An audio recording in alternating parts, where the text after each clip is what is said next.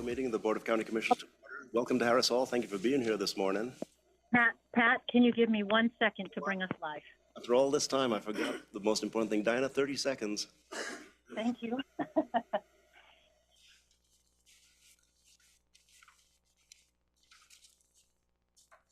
There you go. And now, I'll call this regular board meeting of the Board of County Commissioners to order. Today is Tuesday, January the 10th, 2023. Thank you for being here this morning. Welcome to Harris Hall. Ms. Mokrahysky, good morning. Good morning. We have a number of items before we move into what is normally our first item of business. And the first item of business quite often is the consent calendar, but today, being the first regular meeting of the year, we have a couple of items on the agenda prior to that. The first, Mr. Mokrahysky, do we have any adjustments to the agenda for today? Staff don't have any adjustments. Board? I see no adjustments. We'll move along to item 2, which is Commissioner's business. 2A, presentation of gavel to current board chair, Commissioner Pat Farr. And today is Vice Chair Commissioner Lori Trieger. That's a bit awkward, isn't it? So, Vice Chair Trieger. Thank you, Chair. Appreciate that. And I appreciate you. I want to thank you for your leadership. This has been a uniquely critically important year for Lane County as we transitioned out of COVID response into COVID recovery, started in-person meetings again.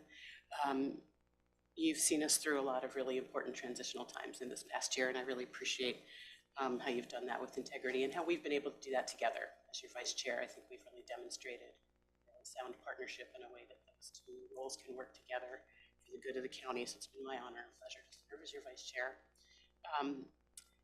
We've all heard you say on multiple occasions, when we're introducing ourselves to new groups, that you're the chair, but just for this year, we all take turns being chair. I know how much you enjoy it and how seriously you take the responsibility. And so I'm sure it's bittersweet to be concluding this year as chair for you. But I hope it's a little easier to relinquish the gavel, knowing that you get this very cool gavel that you get to hang wherever you choose to remember this year and my appreciation for your service. And I think I speak for all of us in that.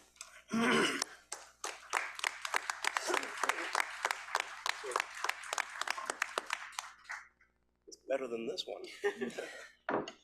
But I feel I won't take it down to use for the next item. Thank you, Vice Chair Trieger. Well, before we get to the next item, it has been a momentous year. We did return to full-time Board of County Commissioners meetings, and as I look around, some things change, some things don't change. Today, the clock on the wall is accurate, sometimes it's not. And look around, we have a new Board of County Commissioners. We have 2 brand new commissioners sworn in today. We have another commissioner who was sworn in for the second time yesterday.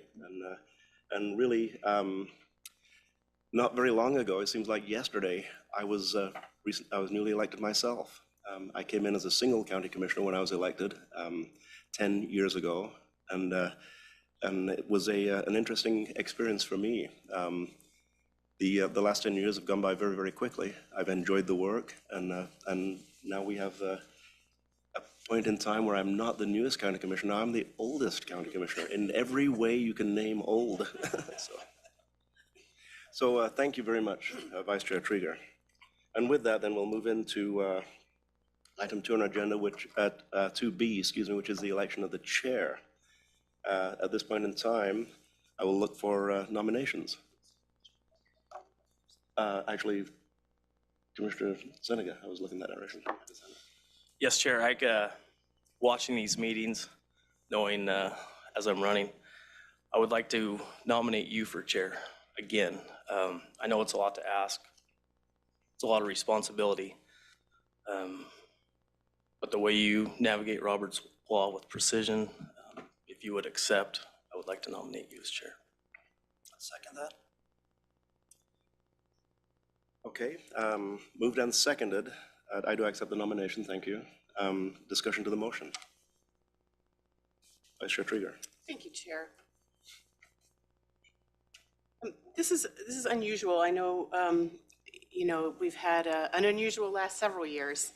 And one of the things I've done since taking office is not only look toward the future, but also review how we've conducted business in the past to learn from past commissioners and so on. And looking through, the succession, this would be, it's clear why you would make such a motion, Commissioner, and there's no doubt, as I just mentioned, that Commissioner Farr is a very able chair on this board. But in fact, it's unusual. There's only been once in the last 7 years that we've had the same chair 2 years in a row, and that was because the person who had been previously in the vice chair seat wasn't in office any longer. And prior to that, 4 times, we maintained the same vice chair. On one of those occasions, we had the same chair 2 years in a row. But I think really what's important to me, one of the things I learned watching you as chair and the year before that, just as your colleague on the board, is you often note what people say and then like to say their words back to show, how much you're listening and appreciating their words. And we had a contested vice chair election, my first year in office. And you made a really wonderful statement about the protocol. Actually, I'm quoting, the protocol of the selection of officers and the rotation of selection of officers that most elected bodies choose to move through the members of the body in a particular kind of order in order to maintain not just continuity of leadership, but also diversity in leadership. And that at that time, you mentioned that there were people in the community who perceive a division on this Board of County Commissioners, and that this election would illustrate such a division, and this motion illustrates such a division. The motion on the table at the time was to have me be the vice chair. And you said, I don't believe that division exists or needs to exist, and that I believe a vote in favor of this motion will continue to demonstrate what people perceive as a rift in this Board of County Commissioners, and I wish to end that. And I echo that sentiment. And so I will not be voting in favor of this motion. Thank you, Vice Chair Trieger. Further discussion of the motion, Commissioner Buck. Thank you, Chair. We have rotated. It's not set in stone. We do make this vote each year, and it can change every year. We have been able to have the opportunity for pretty much everybody to have a leadership position, except for, of course, our 2 new commissioners today, who will, I'm sure, in the future. And it is important to note that in those leadership positions, you've been able to be chair 3 times, I believe, so far in your service. I've been able to do that 1 time, and these 3 have not had a chance to have leadership positions at all. And it's important that we take turns. I do think that our vice chair is also very capable. I think you are actually quite capable as well. And I have every anticipation that our 2 new commissioners will be quite capable in leadership positions as well. It's important for us to create equity and diversity on this board as we replicate that for the rest of our staff and the community at large.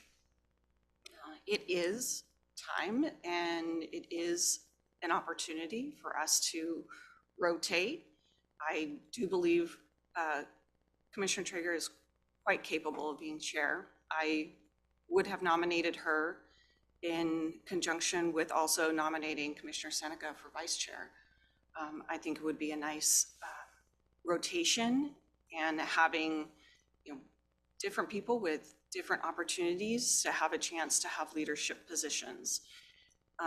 If we change our chair and vice chair, or not change in this case, and not have one of the female members here in vice chair position, I feel like it's a quite antagonistic mood to start the year.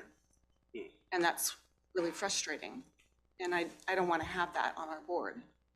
I look forward to working with the board as a whole. And that means being able to provide opportunities for everybody to have a leadership position. Thank you. For the discussion, Commissioner Lovell. Yeah, thank you, Chair.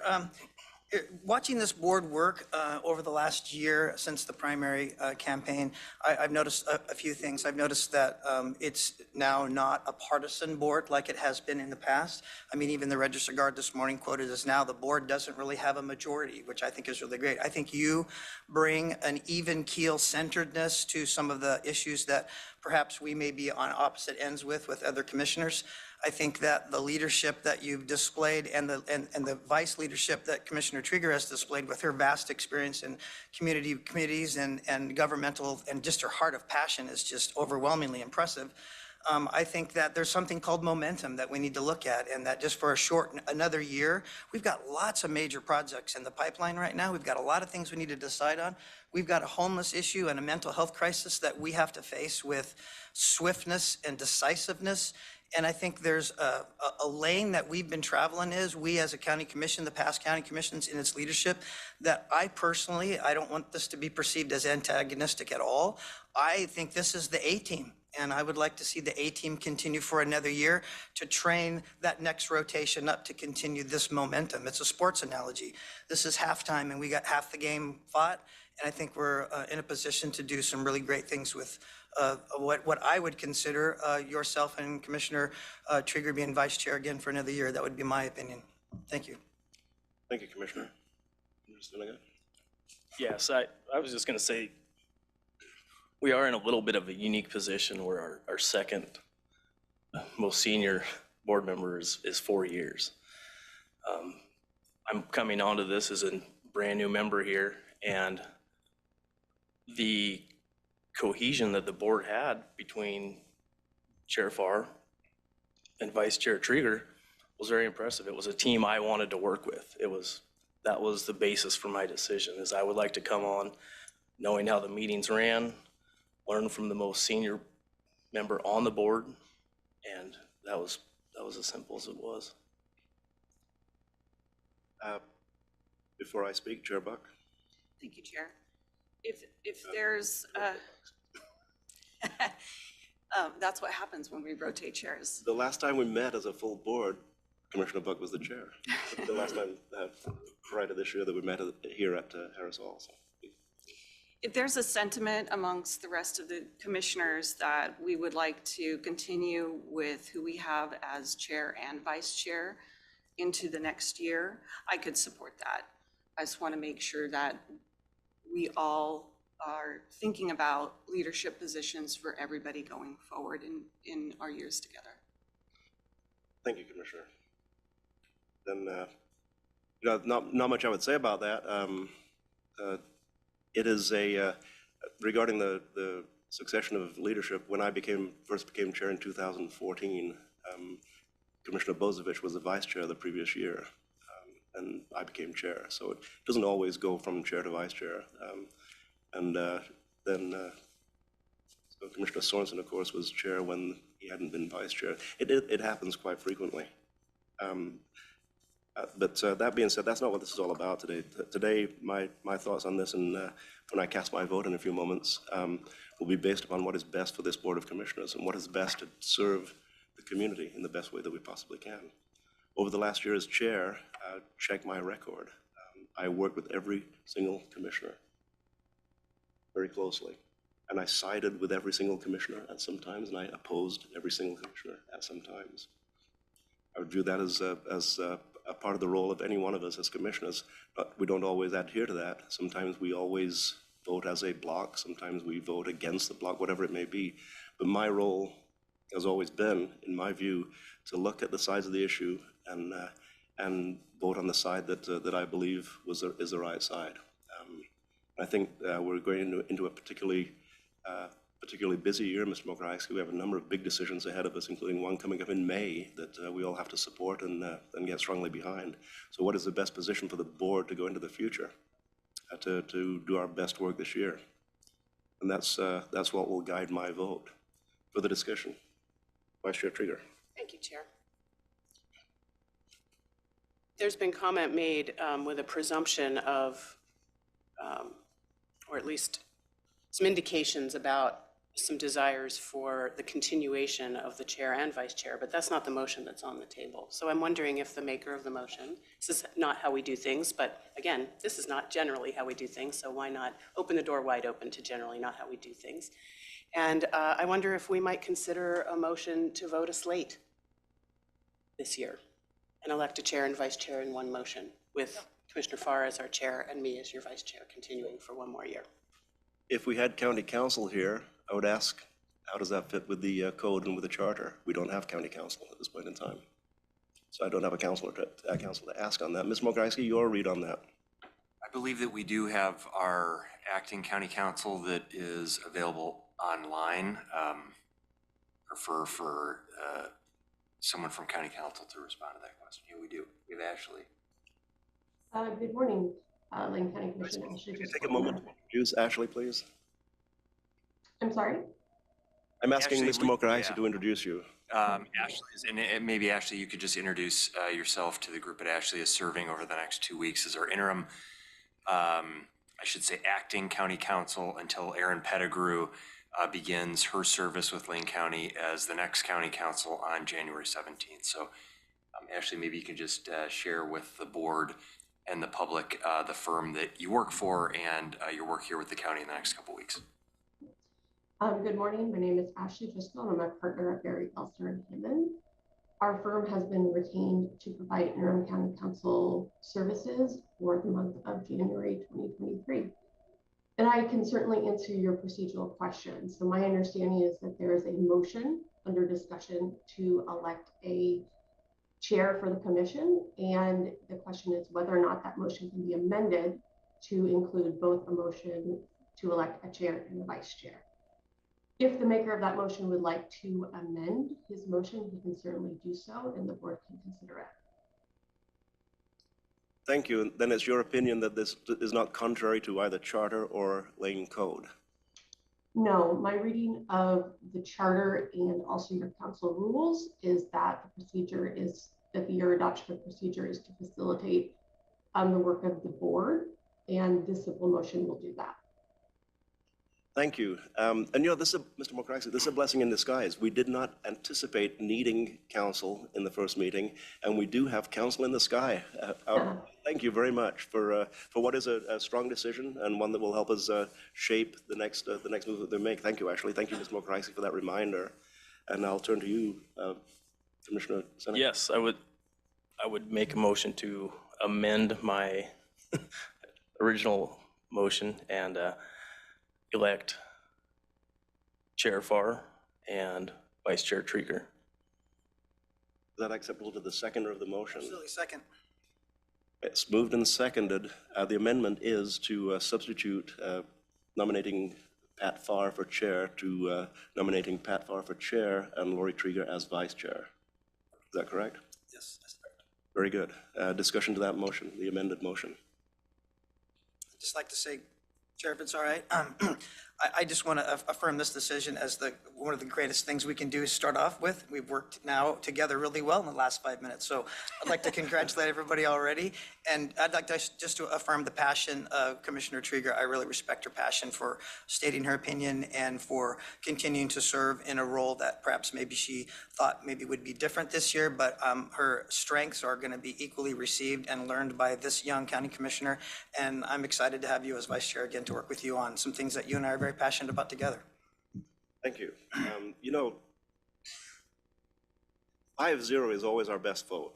And most of the time, the Board of County Commissioners, in my experience, has been 5-0 votes. Occasionally 5-1, occasionally 3-2. Far more often, probably Ms. Mograisky, more than 90% of the time, we're 5-0 on the things that we vote on. Later today, our consent calendar has, I think, 14 items. That'll be 14 5-0 votes immediately following whatever this vote may happen to be. And I'm going to say, you know, I don't often read the newspaper. I do read the newspaper. I don't often read it out loud. The last paragraph of today's coverage of yesterday's meeting is, I was pushed to make a statement. Here's my bold prediction for the new year. You're going to see something new. We don't have a majority. Now we have a balanced board of commissioners that can address things as they need to be addressed. If you're on one side of an issue ideologically or on the other side of the issue ideologically, how do we get to a common ground where we can discuss it and get the best possible results for the resources that we have? Well, maybe we've started out the year in that very fashion. Then, without further discussion, I'll call for the vote on the amended motion. All those in favor, please say aye. Aye. Aye. Any opposed? Passes unanimously. So no need to take time to change seats, Vice Chair Trieger. Congratulations. Thank you. Then we'll move down the agenda. I keep looking at this agenda here, and it's yesterday's agenda, so I was going to ask for comments from the newly sworn-in commissioners. You've had your chance. That's you don't get another chance on that. So the next item on the agenda then is emergency business. Mr. Walker, do we have any emergency business today? No, we do not. We do not. Now, we will be meeting in executive session, I do believe, this afternoon, which wasn't on the originally published order for this week's meetings, and that is classified as an emergency executive session meeting this afternoon? No, it's It's not. not, Chair. It's an executive session as was noticed on our agenda today, and Ms. Jones provided public notice of that executive session with 24 hours notice yesterday. I see that on the It'll be amended at 2:30 agenda. today. Thank you. Then there is no emergency business, and we'll move along to public comments. We'll have people providing public comment this morning, both in person in Harris Hall and online. We'll entertain the comments from people in person first. You'll have 3 minutes to speak. There'll be no warning as you approach the 3 minutes. Up on the board to my left, which will be directly in front of you as you speak, just a little bit to your right, keep an eye on the clock, because at 3 minutes, I will ask you to summarize. So we'll take the people in Harris Hall in order, followed by the people online, and that'll be a queue that Ms. Jones will manage. So today's speakers are signed up. The first person speaking is Steve Buss, followed by Dana Westfall. Mr. Buss, please approach the mic, state your name for the record, and your 3 minutes will begin subsequent to that. Good morning. My name is Steve Buss, and I'm just honored to be here in this brand new season. And I just want to offer a couple of comments by way of encouragement to you all as you face a very unique season and as you have tremendous responsibility in leadership for our community. I get the privilege of collaboration in this community. So I keep in touch with educators and first responders, with doctors, with pastors, with business leaders. And I just want to offer something that has helped me in my life as I focus on needing wisdom and understanding when I don't seem to have it. There are some words that I like to focus on.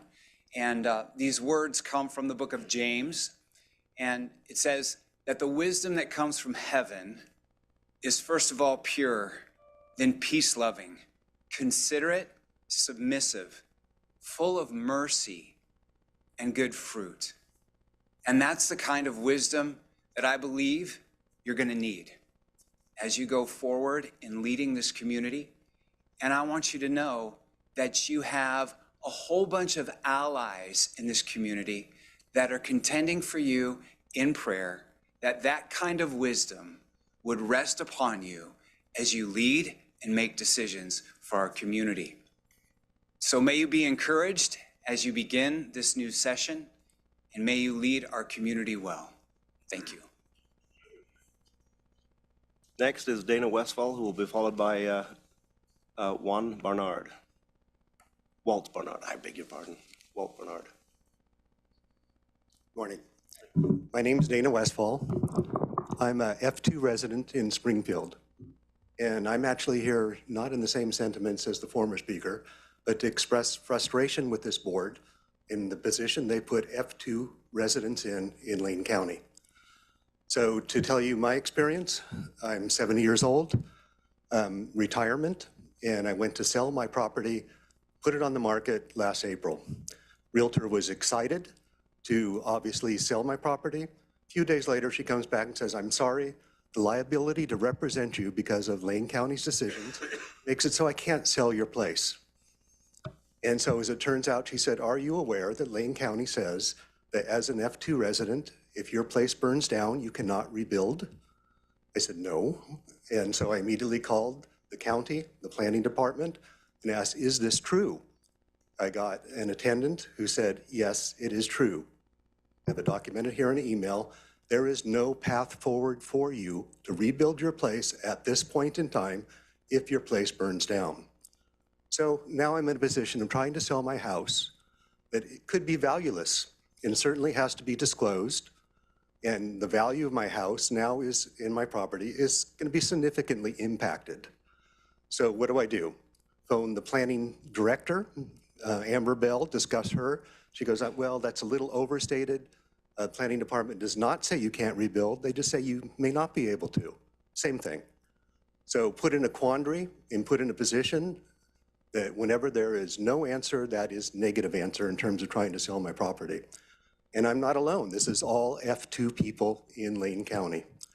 And I realized it was initiated by a lawsuit, which actually was on one of my neighbors who subdivided his property, tried to put new buildings on existing property, which clearly is in violation of wildlife protocols in terms of F2 property. There was a court case and he was defeated. Lane County was defeated. The board and planning department interpreted this as anybody that exists in F2 property now cannot rebuild, which is absolutely ridiculous. So I pursued this further, tried to find someone who could support me a little further. My clock's not ticking, so I guess I can talk indefinitely. Please conclude, Mr. Westfall, and any subsequent information you'd like to give us, you can give in writing. So please, Okay. finish your sentence, you will. So I contacted Dave Honeycutt, who's Oregon Property Association, trying to get somebody in a larger scale that would listen to me. Also, I tried to contact my board member, which was then Joe Burney, at least a half dozen times. He would not respond to me. Mr. Westfall, if you could conclude, thank you. Okay. Conclusion is this needs to be fixed. Lane County is setting precedent that the rest of the state may follow if it's not fixed. And in 2024, it is going to affect also farmers. Thank you, Mr. Westfall. Needs to be addressed now. Next is Walt Barnard, followed by Jennifer Ferrez. Hello, my name's Walt Bernard. I live in Dorena. I'm a board member of Row River Fire Response. It's an Oregon nonprofit. We're committed to a safe community through education, prevention, preparedness, effective fire, medical, and other emergency response. The area we serve is the Row River Valley east of Cottage Grove. Conflagration, firestorm, fire disaster, fire loss. These words don't do justice to the real meaning and understanding of what that experience truly means to a person, family, or community. Our community has no fire response services, no fire district, and no emergency means of communication. Thus, 400 homes with assessed value of 70 million, thousands of individuals, including school children, businesses, and recreational areas, all are facing imminent threat of wildfire. I have to ask, is this the kind of community we want to live in? The fact is, out of necessity, with no professional training or equipment, and at our own expense and risk, our community has extinguished 70% of the fires that have occurred in our area using homemade rudimentary equipment without any assistance or support from governmental agencies. Any one of these fires could have been the next holiday fire. It's only a matter of time and circumstance before a fire, a conflagration of epic proportions occurs in our community. Is this a legacy we want for our future? Row River Fire Response was created out of a desire to change our community to make it safe from fire danger. Our requests of Lane County are threefold. One, we urgently request the Lane County Commissioners to initiate, order, and fund the creation of a special rural fire protection district for our community in partnership with our organization. The goal is to place that on the ballot November 2023. Two, we request Lane County provide our organization emergency funding for improved fire response services as a temporary stopgap measure until the fire protection district is financially self-supporting. And three, we request that Lane County partner with our organization for grant funding for the Community Wildfire Risk Reduction Grant and other grants related to community safety. If we can achieve these three goals, we can change our community and leave a legacy of strength, safety, and resiliency. The financial costs of these goals are nominal, but the cost of inaction is unimaginable. Following my comments here, the next three public comments are from other board members of our organization. Each will specifically comment on the three-point strategy I just outlined. Thank you very much, and thank you for your service. Thank you, Mr. Bernard. Jennifer Perez, followed by Scott Byler.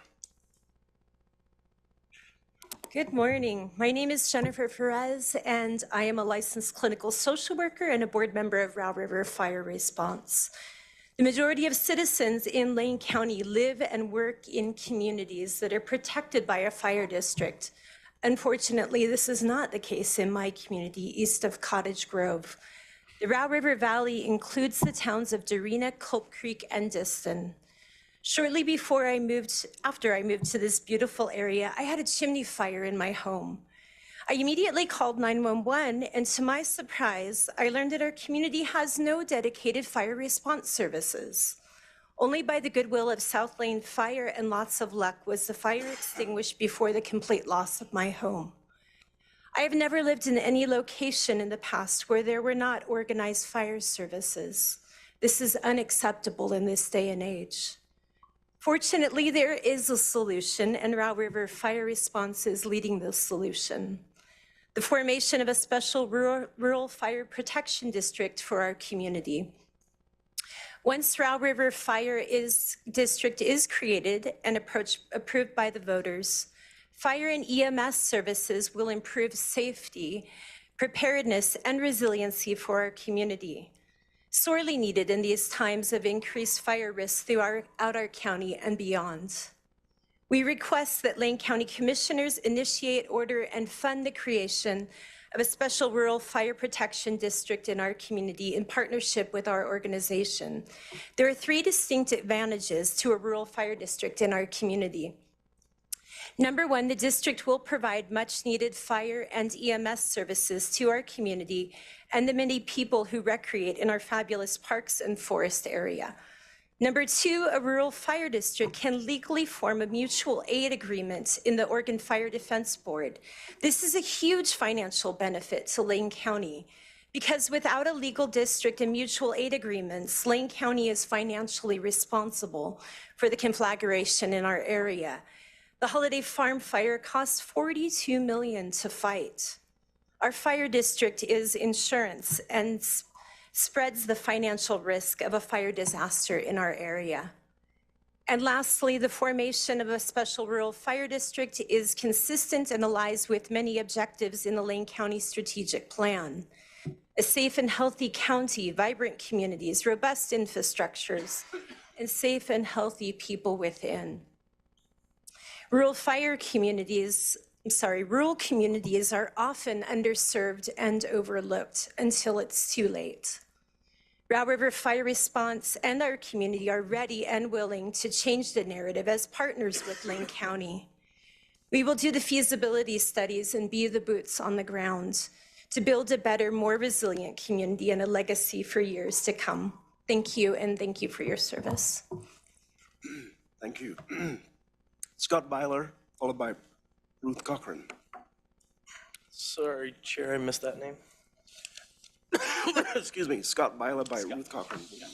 My name is Scott Byler. I also live in Darina, Oregon, and I appreciate the opportunity to speak here today. I have recently experienced fire, and in fact, in the last 5 years, 8 local homes have burned. The Row River Valley, where I live, where Darina is becoming a very scary place. Come summertime, it is increasing heat and dryness, and all of our homes are really nestled into the forest, and it concerns me. But we have formed a volunteer fire response organization, rudimentary. We have better than 20 fire trailers with 250 gallons of water, pumps, hoses, and so forth. A couple of fire trucks, 3 dispatchers, and as Walt said, we have put out many, many fires by ourselves. The problem is we do not have 911 service. We don't have radio communications in the valley. We have landlines. Cell phones don't work. The dispatchers have to be by the phone. The responders have to be by the phone. And the odds are that something's going to go, and it does frequently. My fire story last February, driving home, my neighbor flagged me down. My house is on fire. What do I do? And so I immediately stopped went to the neighbor's house, knocked on the door, asked the neighbor to call the local volunteers. She said that she would. I returned to the house. Me and my neighbor tried to put the fire out. As every truck drove by, every car drove by, I looked to see if it was a volunteer. They never showed up. They never showed up because the neighbor had called 911. We've been trained for 40 years to call 911. We have no 911 response. The house was a complete loss. The unfortunate part was that a mile down the road, we had a volunteer with a tank of water, hose. He never received the call. So I feel like if we had 911 and radio communication, the stopgap that Walt referred to, we would be able to go a long ways to protecting the surrounding forest, to stop what could easily be a holiday farm fire. And my intent here today is to just make you all aware of our efforts, to ask for your support as we move forward, working with various county departments to try to obtain funding for this stopgap that it just gives us radio communication in 911. Thank you. Thank you for your public comment. Is this Rita Cochrane? Is that right? Hard to read the writing. Thank you. And Nelda Engstrom will follow. I'm Rita Cochran, and I'm also on the board for our nonprofit for Route River Fire Response. I have experienced fire. In 2014, as a teacher at Dorena School, one of my second graders came running up asking to use another bathroom because there was a fire in the gym bathroom. Sure enough, there was smoke just billowing out of it. Someone had stuffed the wastebasket with paper towels and lit it on fire. I grabbed a fire extinguisher, notified the school office to evacuate the entire school and call 911. And then I put the fire out after running out and in and out to get some breath of air.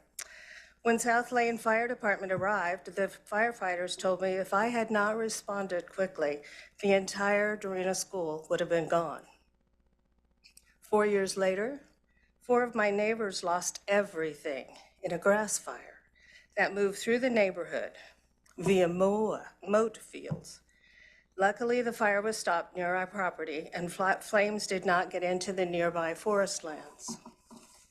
We lost a barn storage building, but still have a home. 4 other households lost their homes and everything and saved only what they had on and their pets. Last year, another fire farther up Route River burned another house to the ground. That makes 8 homes destroyed in the past 5 years. Now I belong to a group trying to get fire protection in our community, Route River Fire Response. We don't want another conflagration in our Lane County. There is so much that must happen to prevent more fires, have the capacity to fight fires, and to increase our fire resiliency. Route River Fire Response recognizes that prevention and planning is key. We request that Lane County allow us to partner on grants, such as current OFM Community Wildfire Risk Reduction Grant, and any opportunities that would help us meet our strategic goal of being a part of Lane County's safe, healthy, and vibrant rural communities. Thank you. Thank you for your public comment. Nelda Engstrom is next, followed by Edward Chartrand. Good morning. My name is Nelda Engstrom. I'm a resident of Eugene, but I'm here on behalf of the clients that we serve in rural Lane County in the McKenzie Valley. I have a lot that I can share with you about the trials and tribulations of recovering from wildfire. But for my 3 minutes and my 2 cents, I'm going to talk to you a little bit about what I see as a coming problem, and that is crime in the McKenzie Valley. We have had a lot of reports of people who have had tools stolen. Their sheds have been broken into and things like this. I fear that there's going to be a big backlash and that somebody is going to get hurt in this process. From what I understand, there is funds for at least 2 additional sheriff deputies but they have not been hired, or they are in the process of being hired. We're looking for those individuals. I hope that we can get those folks hired soon before something terrible happens. I'd be happy to speak with any of you about any of the other issues I see within the Valley. I'm always available through the McKenzie Valley Long-Term Recovery Group. And I would like to thank all of you for your cooperation and all of the help you've given us. And we look forward to working with all of you. Thank you. Thank you. Edward Chartrand, followed by Cliff Richardson.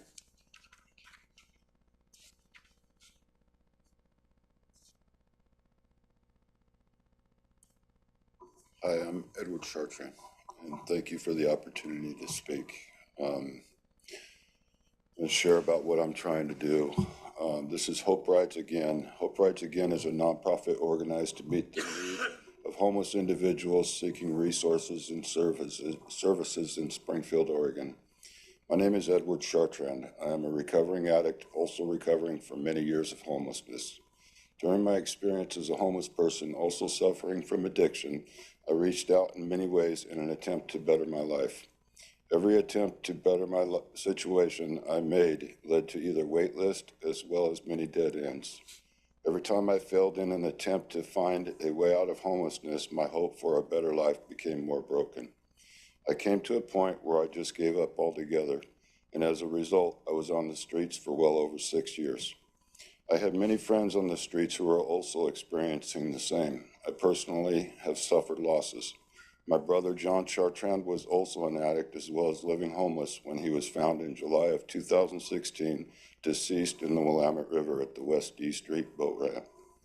I also lost my father, Kenneth Lee Clausen, who was homeless to heroin overdose in 2010. I cannot even count all of the friends I've had who have died homeless without hope. One of the people who reached out to me for help since I have begun reaching back to help our homeless, I attempted to get a room in a recovery house. She wanted to get clean and off the streets. I found an available room in a recovery house. She went to the house and was asked to give a urinalysis test. Her test turned up positive for methamphetamines, and she was turned away. From that point on, she never tried again.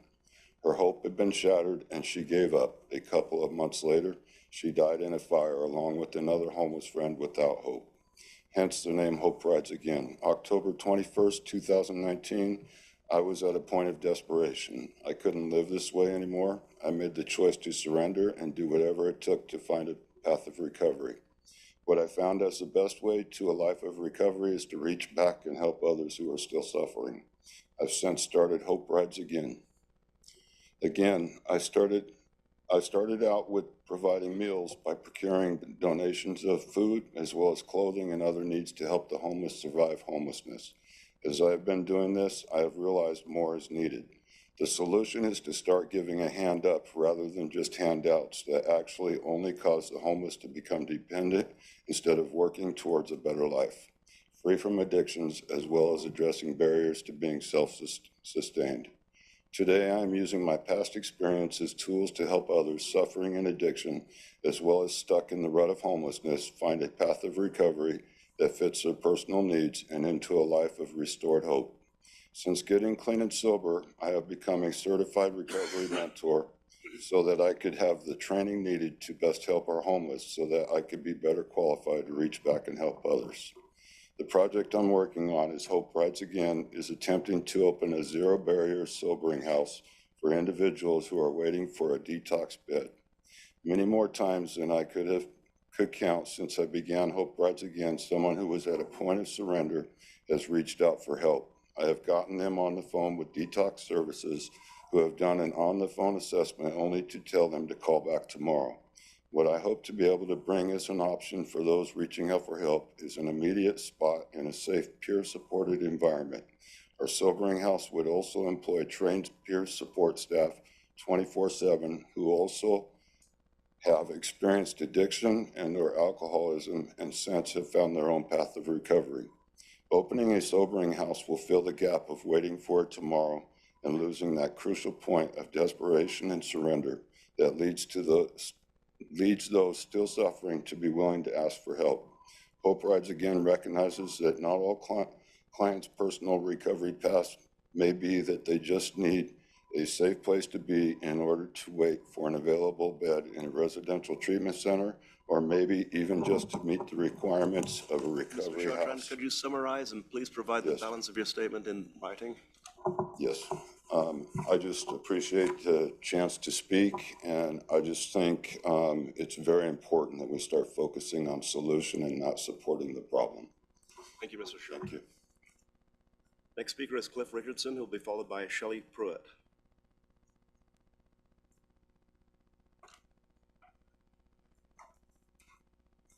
Morning. I introduce myself as Cliff Richardson. I'm a lifelong resident of the McKenzie River, third generation. My wife Connie and I have lived up the McKenzie River or above McKenzie High School for 43 years. We've raised our four now grown sons there. We did not lose our home during the Holiday Farm fire, thank goodness. It's been 2 years and 4 months since the Holiday Farm fire event. We have seen recovery progress made in the McKenzie Valley, thanks to several Lane County personnel. We thank the efforts of our East Lane County Commissioner, Heather Buck. With that being said, I would like to share several of our Upper McKenzie Valley concerns. While we feel Commissioner Buck has listened to and worked on our behalf, we feel Commissioner Buck might have been more effective in her efforts if we had more support from the rest of the Commissioners Board. Having said that, we cordially invite and offer to facilitate next month's County Commissioner meeting upriver at McKenzie High School. We ask for the board to come and hear from our community firsthand, face to face, the concerns about the recovery rebuilding process and the hurdles with Lane County. We wish to be good community partners, working together with full transparency between our organizations in Lane County. This will not be the last time disaster hits our county or our communities. And we can start now developing a relationship that will not only benefit the McKenzie River Valley and Lane County, but hopefully other counties in our state. Several of our residents are still experiencing issues with planning, permits, and inspections. For example, a couple whose house completed in last April did not receive a final inspection until October. Another resident applied for a septic permit on March 18, 2022, and just received it last week. There are other examples. Lane County has received significant recovery funds from state and federal sources, specifically intended to facilitate our Holiday Farm fire recovery efforts up the valley. We ask Lane County to account to us where and how and when these recovery dollars have been spent. And not spent on our recovery, why not? We understand and appreciate the efforts to survey properties and right-of-ways in Blue River. That process has begun, but why so long to start? Our wastewater, drinking water, electrical, and communication infrastructures all hinge on where these legal monuments exist. Our businesses and service organizations rely on these legal determinations to start their rebuilds. While we treasure our shared McKenzie River and the surrounding natural environment, we wish to be more than just a playground destination for our urban partners and other travelers. We believe we can be strong, economically self-sustaining, and support families of all ages with skilled jobs and good wages.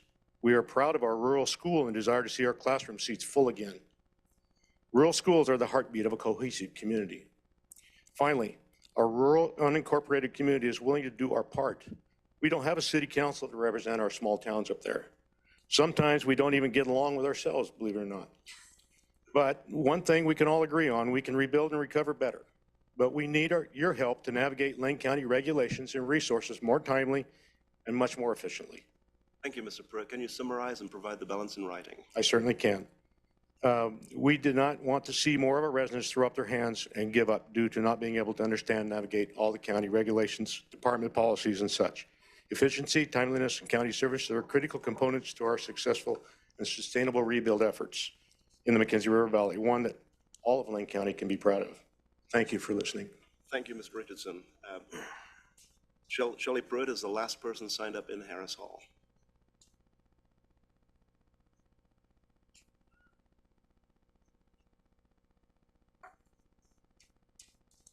Hello, I'm Shelley Pruitt, and I'm a resident of the McKenzie Valley. I live in Vida, and I am a Holiday Farm fire survivor. I'm here to bring a face to some of the hurdles. I hope that all of you will take it seriously about coming up to the river and actually sitting and listening to some of the stories. I had it very easy. I only lost all of my trees and my outbuildings. I was able to know what I had within 24 hours of the fire coming through. I was able to be tenacious enough to go through the roadblocks, and I drove home with a horse trailer and removed my animals. I knew my house still stood, but I realized I had lost 43 acres of marketable timber and 6,800 square feet of outbuildings. In the process of rebuilding these things, I had just finished navigating, upgrading the outbuilding that I lost. I took 1947 era buildings, upgrading them with plumbing and electrical to meet county code. 2.5 years went through that process. I got my final permit for that in June. The fire came through in September. So I felt pretty comfortable about restarting. That was relatively an easy project that I acted as my own general contractor. So due to COVID, things were different, and I understand that, but from the beginning, Lane County Building Department and we made the mistake of applying for the wrong kind of permit. Not once, but twice. So after the planner looked at detailed plans I submitted, he still said, go for an agricultural building. It should have been, in retrospect, a residential auxiliary building. 2.5 years later, well, 27 months later, I was made to take a barn and build it to commercial code. It took me from a $200,000 budget to $320,000. All of my retirement, all of the money from the marketable timber I was lucky enough to salvage, all of my insurance money. I still, in October, I got the final walkthrough on my final permit. I'm still waiting for a certificate of completion recorded at the county. Doesn't mean anything because I can't live in the building. But my final summary is that I would like to see, as a citizen there, more accountability for what Lane County Building Department is actually doing. Quit saying we're understaffed and overworked. If I hear that ever again from one of the technicians, I could actually step on their toe. I'd like to see more compassion. I know that might not be the right word, but more understanding. Thank you, Ms. Pruitt. Can you summarize and provide Yes, I perhaps can. comments in writing? Thank you. I want to see more resources for those people who only lost outbuildings, i.e. inspectors that know what they're talking about. Thank you. Yes. And I want to also say thank you to Heather, because without her help, I would have never got there. Thank you. This concludes the people who have signed up in Harris Hall. Subsequent to online testimony, I will ask if anyone else in Harris Hall wishes to address the Board of County Commissioners. Ms. Jones, are you prepared to handle online testimony, and do we have any?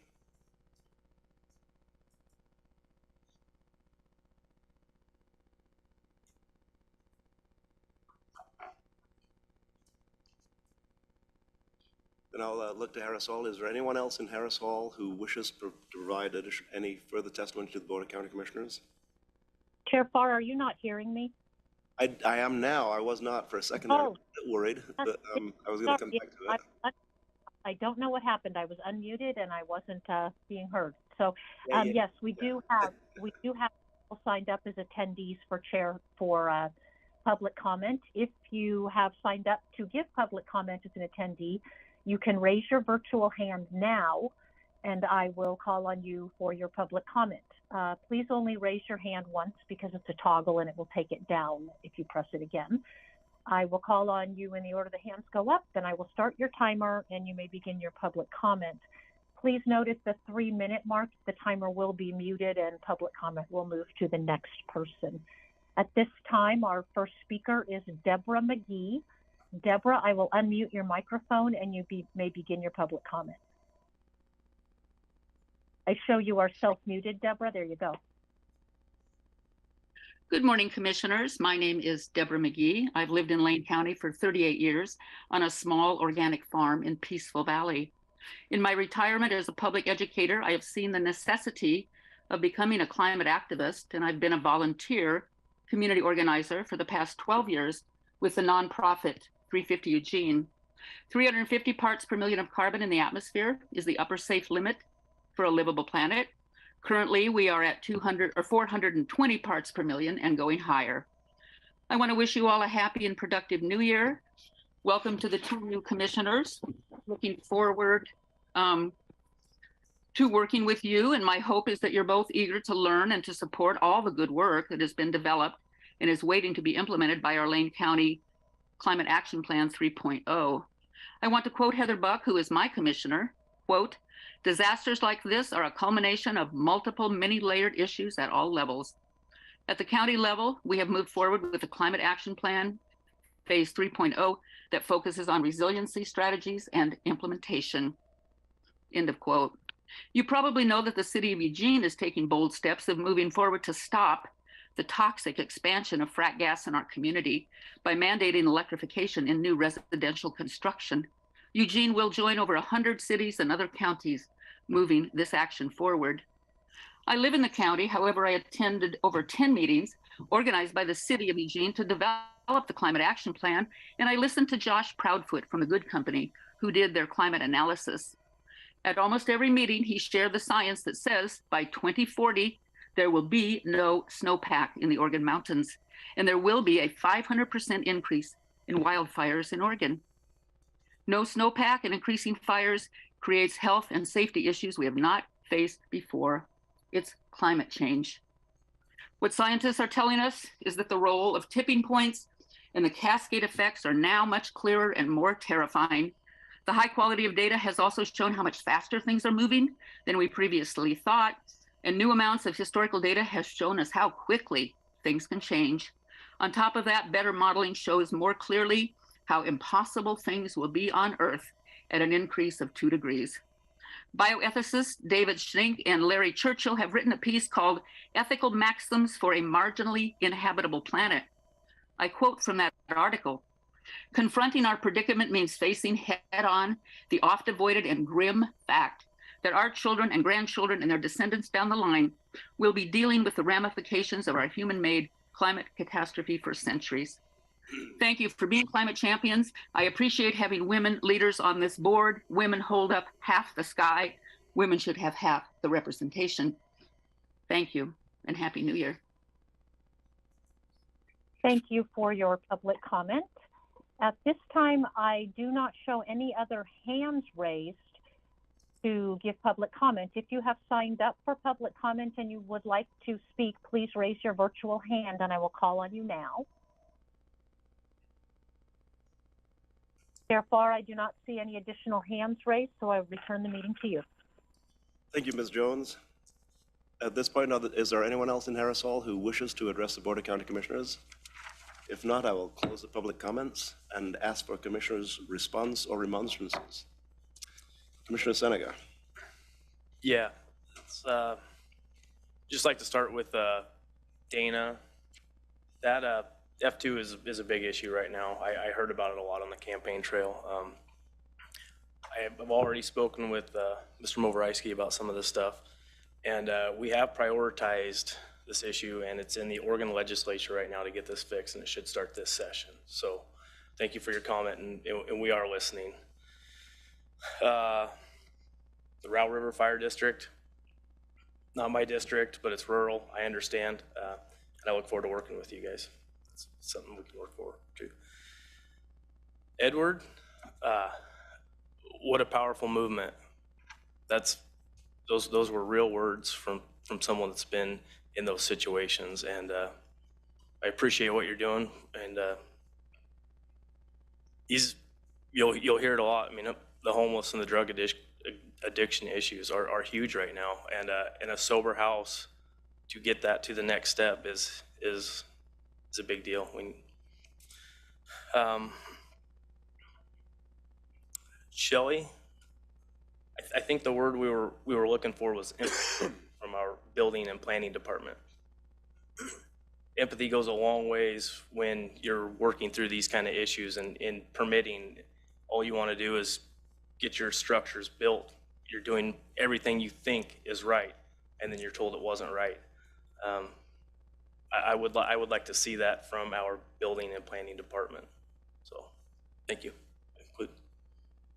Thank you, Commissioner Seneca. Commissioner Buck. Thank you, Chair. I'm going to probably start in the same manner that Commissioner Seneca did. Dana, although I think he left already, but for the general public, I too have been working on this F2 issue quite a bit because it concerned a lot of people in our mutual rural areas. It is something that I know that our intergovernmental manager, Alex Kyler, is working on at the state legislature. It is some legal language in state land use law that needs clarification.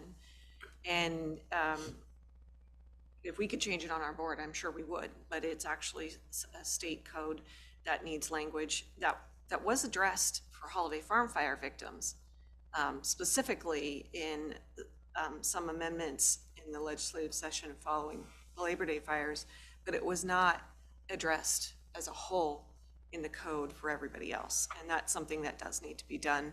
And I'm hoping that our board will help support that when action is needed for testimony when the session begins, and hopefully that bill or whatever bill it's in will be able to push forward through the legislative session.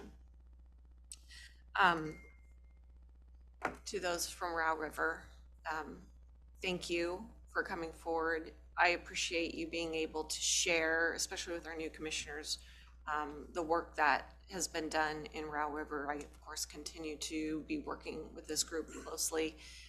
Alex Kyler is also working with this closely. And I have spoken to other staff members about the issue as well. They need some resources to start. They are just outside of the South Lane Fire District. By the time South Lane Fire gets there, their house is burnt to the ground. And we all know that South Lane is ripe for fire. And it would behoove us to move speedily with resources to help them prior to a colossal fire happening in South Lane. And our emergency manager, Patience Winningham Melcher, has also been involved trying to find different grants and assistance for them. We'll continue to work with you, and I may reach out to my fellow commissioners for assistance on that. Edward, thank you so much for coming forward and speaking. That takes a lot of courage. You've been through quite a life, and I respect you greatly for being able to have the courage to get to where you are today and coming forward and sharing your organization with us. I hadn't heard about it before. I'm excited to learn more. And I know that our Health and Human Services division would also appreciate learning more about what your program and your organization is bringing forward. We need more people like you to help out. So thank you very much. Feel free to reach out to me anytime for assistance, and we'll see what we can do to get more treatment. We know that, of course, that is deeply, deeply needed. And anytime we can help somebody move off the street or out of addiction, we break a cycle that's really hard to break once you're deeply into it. Thank you for coming, both of you. Thank you. Just lastly, I know I'm going on. I usually you're don't fine. talk quite this much, but I had a lot of people in my district speak today, and I just want to at least appreciate them. Cliff, thank you for speaking. And Shelley, I'm so glad you're so close to getting that certificate. I appreciate you giving an update to the board of your needs and wants. I hope to do that more often, and hopefully getting our two new commissioners up to speed as fast as possible, because there's still a lot to do to help you recover. Thank you, Chair. Thank you, Commissioner Buck. Commissioner Lovall. Thank you, Chair. We had a lot of great testimony today. Again, thanks for everybody for coming. Steve Buss, what you said about having wisdom when we don't know how to have wisdom, I think is a great move forward. Obviously, we remember a story of someone who requested for wisdom and then was blessed with all the provisions of which to spend that wisdom on. So I hope that happens to us as well. Dana, he's not here again. He's a person that's been on my mind and heart since the campaign. His F2 situation always bothered me because as a developer, there's a code allowance in there where even if something doesn't meet code, it met code in the past. And when something is destroyed, you have a provision there called like for like. So I'd like to see us at least look at that within the legislation. Maybe we could add some language to that as well. We had a situation at one time, we had a stairwell that was an old stairwell, but it was rotten, but it was steeper than what was allowed by code at the time. But yet we had a like for like permit, and the city of Springfield was gracious enough for us to build that and develop a building into 8 more affordable housing units. So we appreciate that about them.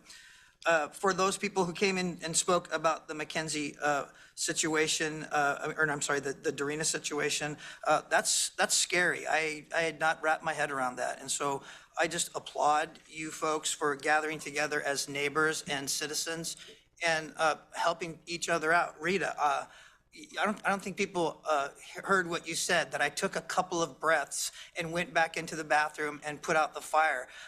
If there's a commissioner's citizens medal we could give you, we would award it right now. That is a brave, daring, and I think people that would be in the EMS field would rather you just ran outside, but you did the right thing to save children's lives, I believe. And so I just want to acknowledge you for that and absolutely applaud you for that.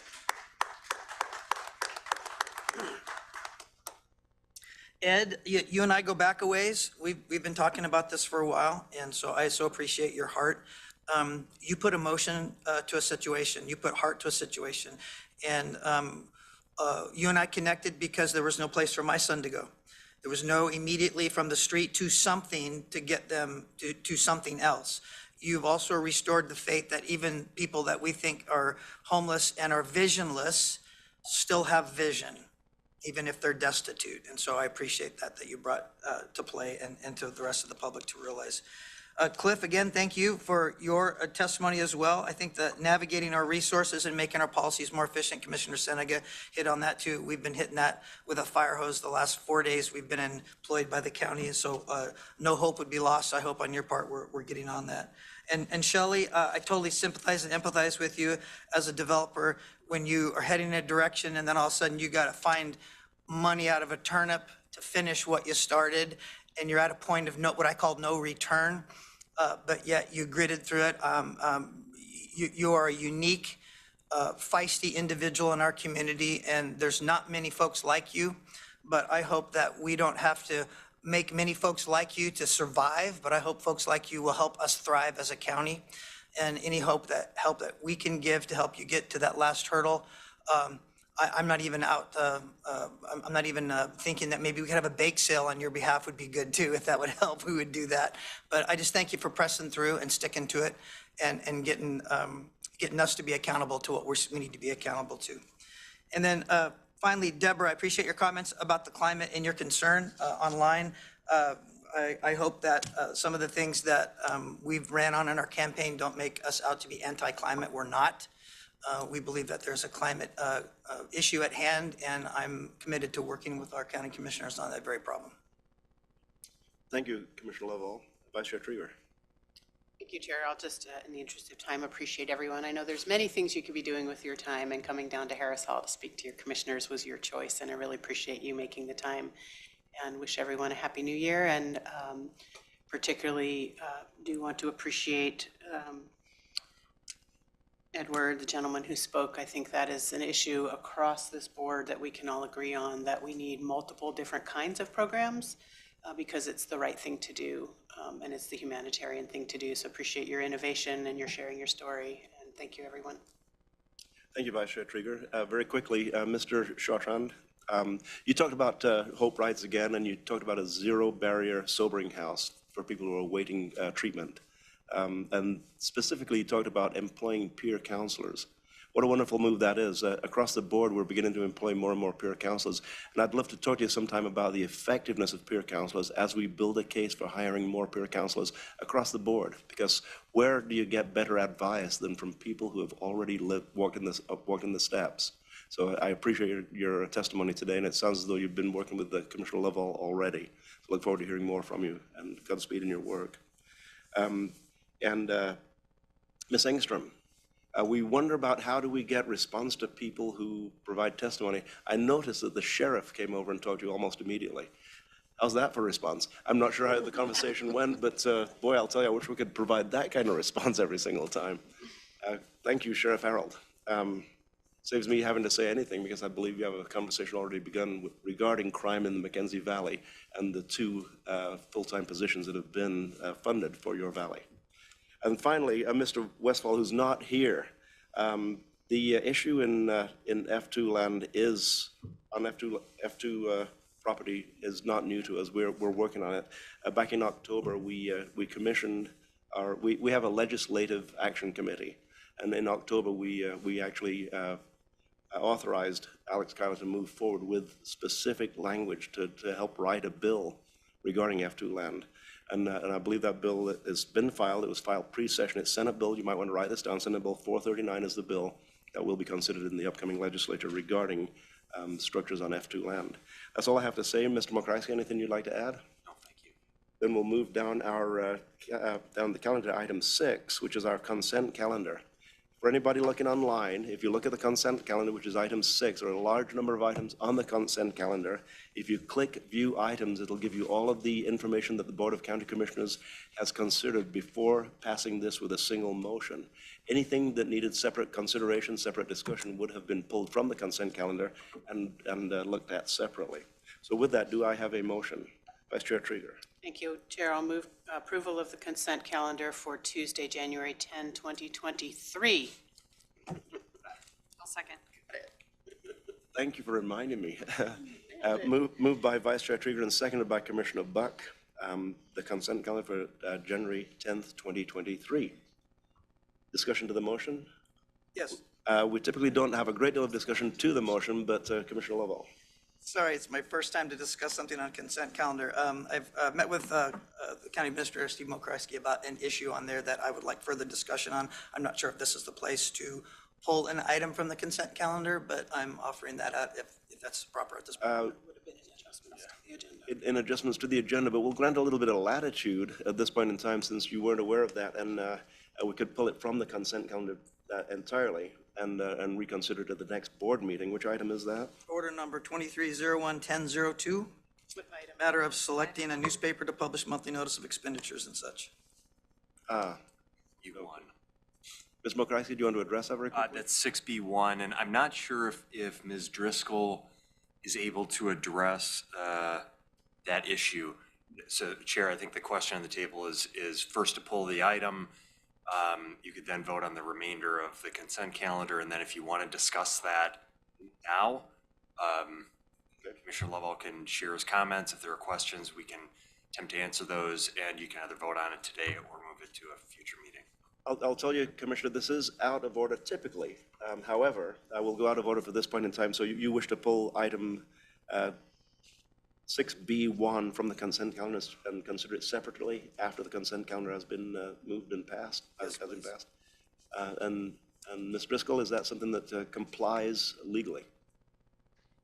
Yes, as the board chair, it's within your discretion to make that decision. And if that is consistent with county practice, that would be fine with me. I'm so glad that you are here today. Thank you. Then we'll be voting on the consent calendar minus item 6B1, which has been pulled by Commissioner Lovell for separate consideration. Any further discussion to the motion? I see none. I'll call for the vote. All those in favor, please say aye. Aye. Aye. Passes unanimously. I did not vote. Oh, I'm sorry. All those opposed? Nay. Nay. Passes 4-1 with Vice Chair Trieger voting nay. Then we will be considering item 6B1 separately. Ms. Mokrasky, order 2301-1002. Commissioner Lovell, your concern regarding this item? Yes, thank you, Chair.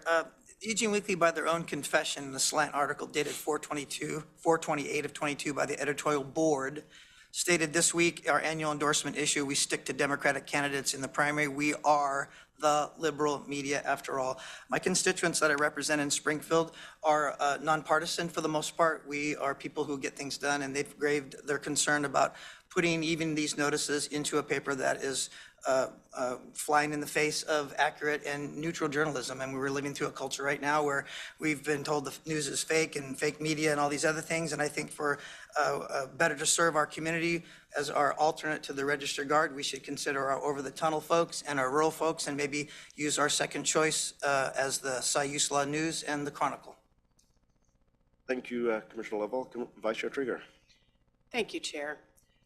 First, I'd like a clarification whether we voted to remove the item from consent calendar or whether we voted on the consent calendar. Okay. Typically, pulling from the consent calendar does not require a second. A single commissioner can pull it from the consent calendar. However, we were out of the normal order of proceedings. So, Ms. Driscoll, any comment on that? Mr. Mocher-Heisey, to follow Ms. Driscoll. So the question is, should we have voted to pull that from the consent calendar? So I don't see anything about that in your commission rules. So I will defer to county staff regarding the usual process used for pulling an item from the consent agenda. Chair, Mr. Chair, you don't typically, typically the process has been that when you take up adjustments to the agenda at the beginning of a meeting, that's where you ask me and you ask other commissioners, does the staff have any adjustments to the agenda? And sometimes, and we typically ask that a commissioner would let us know ahead of time. I did speak with Commissioner Lovell, was not exactly clear the item was going to get pulled, and we're early in this year, so we're all relearning the process. But that's the item, that adjustment to the agenda is when a commissioner or staff would say, oh, we want to change this around or pull an item. You don't typically take a vote on, to my knowledge, there's not typically a vote that is taken on pulling an item from the consent calendar. It's rather a courtesy that is provided. If a commissioner wants to pull it, then you'll pull it, discuss it. I should say you pull it. The chair then asks for a vote on the remainder of the consent calendar, minus that item, which I believe is what you just did. Mm-hmm. Yes. Is you asked to vote on the remainder of the consent item. You pulled item 6B1. You're now discussing that, and then at the conclusion of the discussion, you would need a motion to either move it to a future meeting or to approve it here. Perfect. That was my understanding. Vice Chair Trieger, anything you'd like to add? Thank you. And my vote was, I did not intend to vote against the approval of the consent calendar. So I don't know if we need to make any adjustments there, but in speaking to the item and the motion on the table, if Commissioner Lovell clicks on the materials and reviews what's been offered to us in advance of the meeting on this item, he will see a table of a number of publications that passage of this motion allows for notice to be printed in. And there are 1, 2, 3, 4, 5 of them, including rural papers. So it's the Cottage Grove Sentinel, the Eugene Weekly, the Register Guard, the Siuslaw News, and the Chronicle. So I believe this is a routine matter of business, and I believe his concerns that we may not be reaching readership across other communities is addressed in the materials that were made available to us in advance of this meeting. Thank you, Vice Chair Trieger. So you just pointed out that in providing, we're providing the notice in a number of different publications throughout the county, not just in the Eugene Weekly. Is that? I'm pointing out that we're reaching everyone in the county as best we can with this routine item of publishing notices in a number of papers, many of which share different approaches to how they go about their business of creating a publication for readers. Okay, very good. Then further discussion of the motion, I'll call on Commissioner Buck in the first round, followed by Commissioner Lovell. Thank you, Chair. I want to acknowledge that I heard what you said. Not all these newspapers, and including the Register Guard and others, are the favorite of everybody in our community. The issue is I want to make sure legally we have chosen enough publications to ensure that when we put out notices, we're reaching the most amount of people that we're required to reach. And from this chart that we're given, you know, the weekly actually reaches the largest amount of readership by far over any of the other publications. The point, though, I have specifically is I think we need all of them in order to reach what we need to legally be able to say we have published notices to the best of our ability to the widest range of people in our community. Thank you, Commissioner Buck. Commissioner Lovell. Yes, thank you, Chair. My understanding of the issues wasn't that we didn't have enough newspapers on the list. My concern was, as the board order directed in the directive that the chair would sign, with that it only listed two. It listed the Eugene Weekly and the Register Guard, which in my mind that was the preferred two, and I was just commenting and making a motion that I thought that if those were the only two we were using based on the board order, that we should change our minds. That was my directive, and I did read the packet and understood it. Thank you, Commissioner. Any further discussion? Then with that in mind, do we have a motion regarding Order 2301-1010? So moved. Is there a second? Chair Farr, Yes. I apologize. We do have Assistant County Counsel Jim Cheney on the line. He is raising his hand to speak. Thank you. Mr. Cheney. Yes, I wanted to clarify one point. The reason the board order is structured with the Register Guard and the Eugene Weekly is there are some statutes that require us to publish in newspapers of general circulation in the county. And on investigation, given the circulation area, both the Register Guard and the Eugene Weekly would qualify as publications of general circulation in the county, whereas the other ones have narrow enough circulations, the other publications on the list, that they're appropriate for notices for meetings and things like that within that particular area, but not as a general circulation. They wouldn't meet the statutory requirement. I can tell you, having been with County Council, that cost some of these publications, of the budget publications and so on, are rather lengthy. And so cost was a consideration in selecting not just one publication, but two, so that the county could get the most bang for its buck.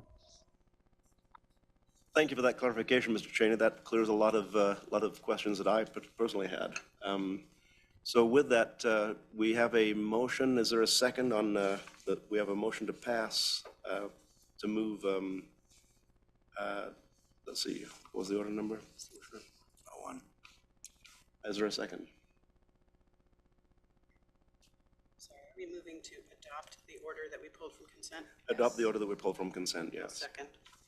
Moved by Commissioner Buck and seconded by Commissioner Trieger. Any discussion to the motion? I am seeing none. I'm going to call for the vote. All those in favor, please say aye. Aye. Aye. Any opposed? Aye. Passes 4-1 with Commissioner Lovell opposed. And Ms. Mokrajewski, this is a little bit out of order, but I believe that Vice Chair Trieger voted no on the main consent calendar based upon that single item. And I don't believe, now I don't want to read things into Commissioner Trieger's minds. I believe that Commissioner Trieger supported everything else on the consent calendar. So at this point in time, with the consent of the board, rather than go through an official process on this, I would like to reconsider the consent calendar minus item 6B1. Any objection from the board on that? We are, typically the process would be. You want to revote? We take a vote on No, I think a revote would be in order to get Commissioner Trieger's vote in the affirmative on all of the other items, should that be the case. I would, maybe just for clarity, because I have a thought about it, but Ms. Driscoll is assuredly more in tune with what the process is in terms of whether or not you need a motion and a vote on reconsideration.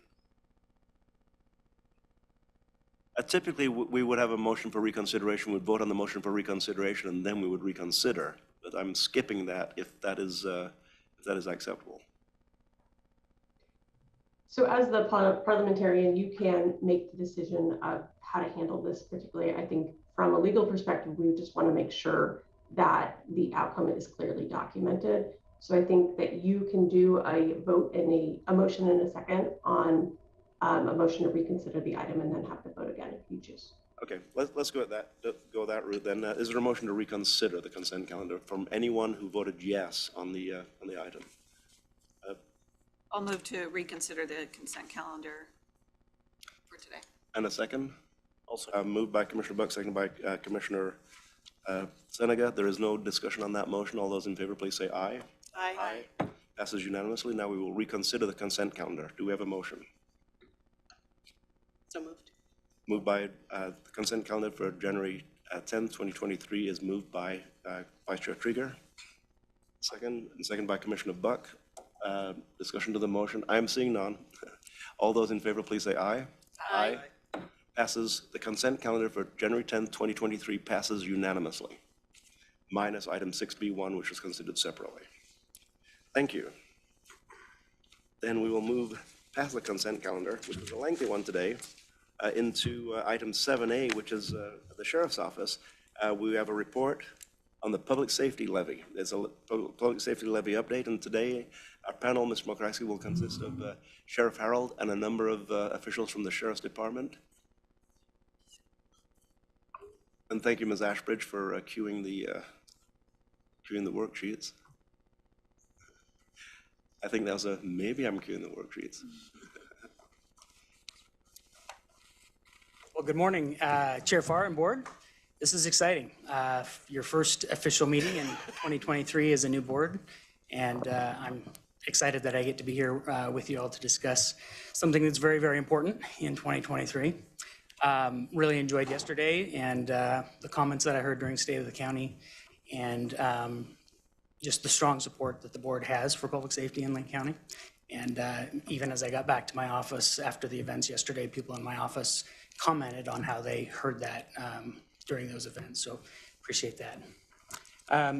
Today we're here to discuss the public safety levy, which is so important to us. It's been in effect almost 10 years now, and our desire today is really to do a historical overview. Where were we? What caused the need for the levy, and what have we done with the levy since it passed originally in 2013. We've got a group together, of course. The number of people working on it is indicative of how important it is. We have Star Felty with us for youth services, and Captain Clint Riley, our jail commander, and then more support, and then just layers of support seated here in case there are questions from the board. I always like to have smart people around me to help me answer questions, so they're here with me today.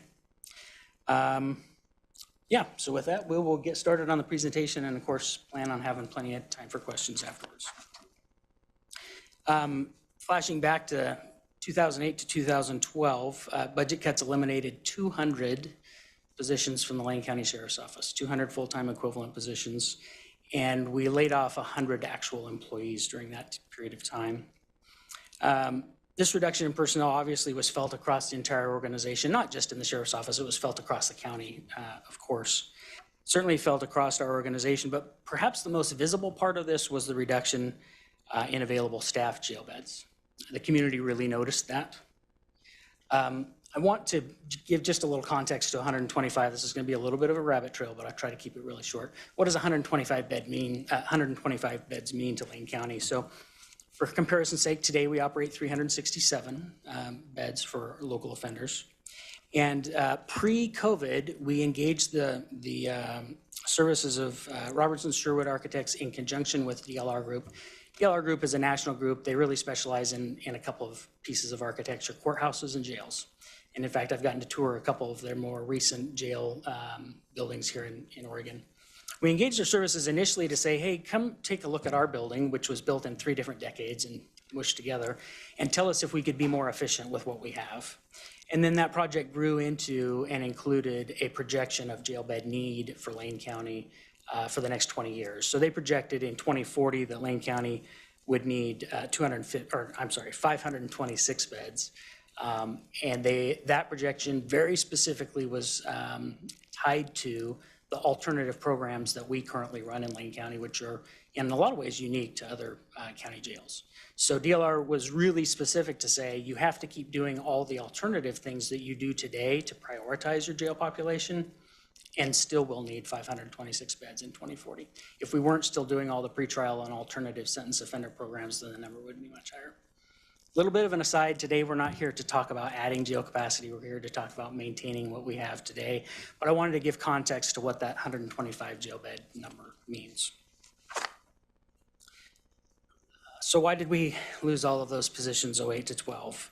This slide does a great job of demonstrating exactly that. And if anybody in the audience is unfamiliar with this slide, you'll get familiar with it. It's so important to Lane County service providers, Lane County government service providers, to be able to tell the story of why we are providing service levels today that we provide versus what was available in the 70s.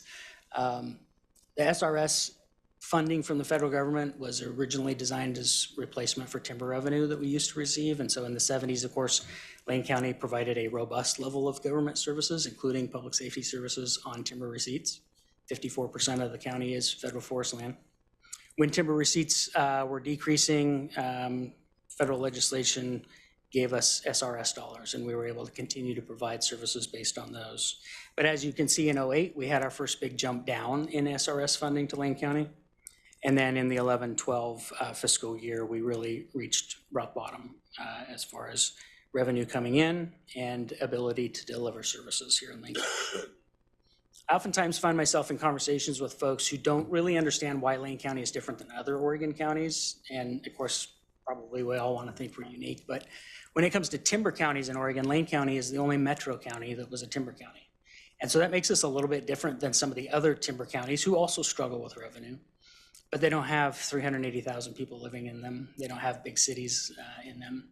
And so oftentimes I make the comparison between Marion County, which is comparable to us population-wise, smaller landmass.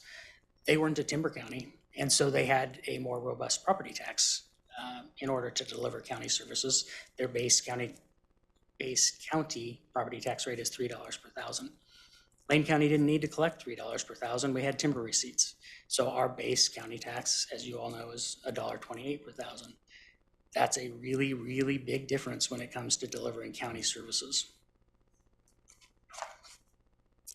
So what steps were taken given the situation that we found ourselves in? After numerous efforts to pass public safety measures in Lane County, the first levy passed in 2013. That was under the guidance and leadership of Sheriff Tom Turner. One of the things, well, several things that Sheriff Turner did was he held numerous community meetings as well as conducting community surveys. And he asked the voters, what do you want in services and what would you support in services? And then they crafted ballot measure language that was specifically designed based on the feedback they heard from the community. I want to point out that all of the public safety partners as well endorsed the idea that as the public safety system is a system, there are hydraulics involved. All of the partners agreed that the jail was such a central piece and it was so broken that the rest of the system was suffering. So it wasn't just the community saying, hey, we need this. It was the courts. It was the DA's office. It was the defense bar, and it was reentry services, because when the jail wasn't functional, the system couldn't work. So all of the partners agreed that this needed to be addressed, and then this effort was made to communicate with the community. So that ballot measure language was written based on community feedback. What did the ballot measure language say? It promised a minimum of 255 local jail beds for adult offenders and additional beds and services for youth services. I should say additional beds, detention beds, and additional beds for treatment services in youth services. It promised that levy funds would be exclusively used for the jail and youth services. They wouldn't be spent anywhere else. It promised that the funds would be kept separate from other revenues. And it promised through a board order that general funds would continue to be allocated also to the corrections function in Lane County Sheriff's Office, that there wouldn't be levy funding now and general fund removed. And it promised that the use of the fund would be audited annually by an external auditor. A third-party auditor would come in and confirm for the public in a public session that in fact we were meeting the promises. And we have, and that audit has been done every year, and they have happened in an open session in front of the board to proclaim that in fact we have met the promises and we are using the funds exactly as promised.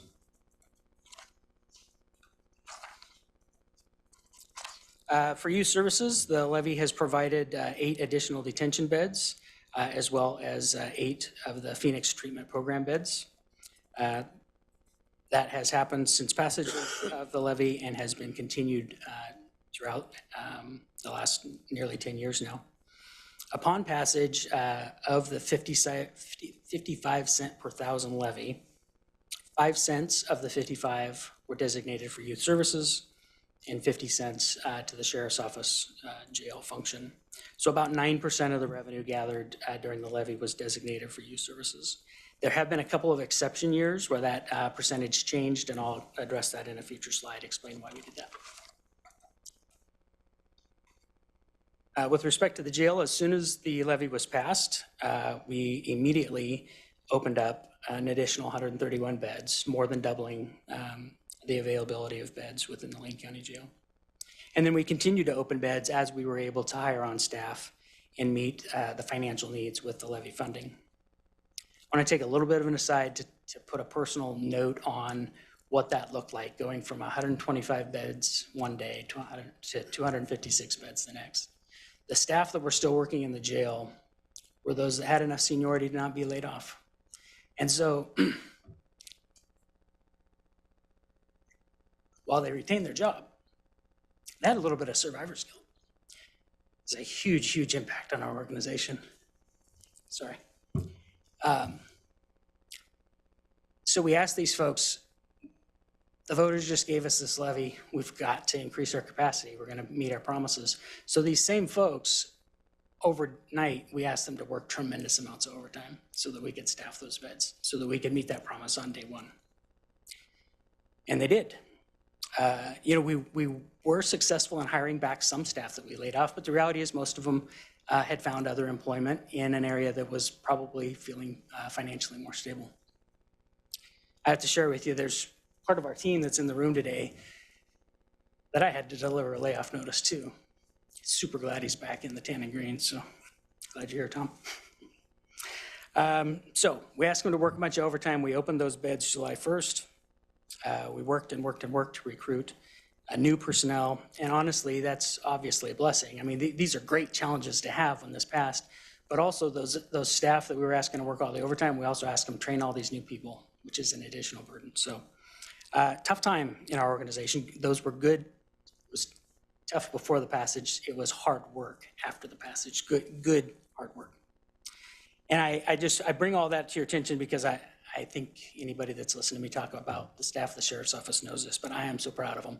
They responded to those challenges just as they always do, with terrific grit, determination, and professionalism in service to their community. So passage of the levy, prior to the levy, our community became very familiar with the fact that individuals were frequently released from the Lane County Jail due to lack of capacity. The criminal community knew it as well. In fact, they knew that they would be back out on the street before paperwork for their arrest was even done. They would chide officers on, why are you even bothering driving me to the jail? I personally experienced that. You can see here the capacity-based releases that we were having to make prior to the levy, and you can see the difference that the levy made once it was passed and we were able to increase those beds. I mentioned before that all the system parties, public safety system, agreed that the jail needed to be functional, and part of that is that failure to appear warrants just skyrocketed. And even the defense bar was extremely frustrated. They didn't ever get a chance to connect with their client because they were right back out, and oftentimes with no real pause, they were right back into their criminality.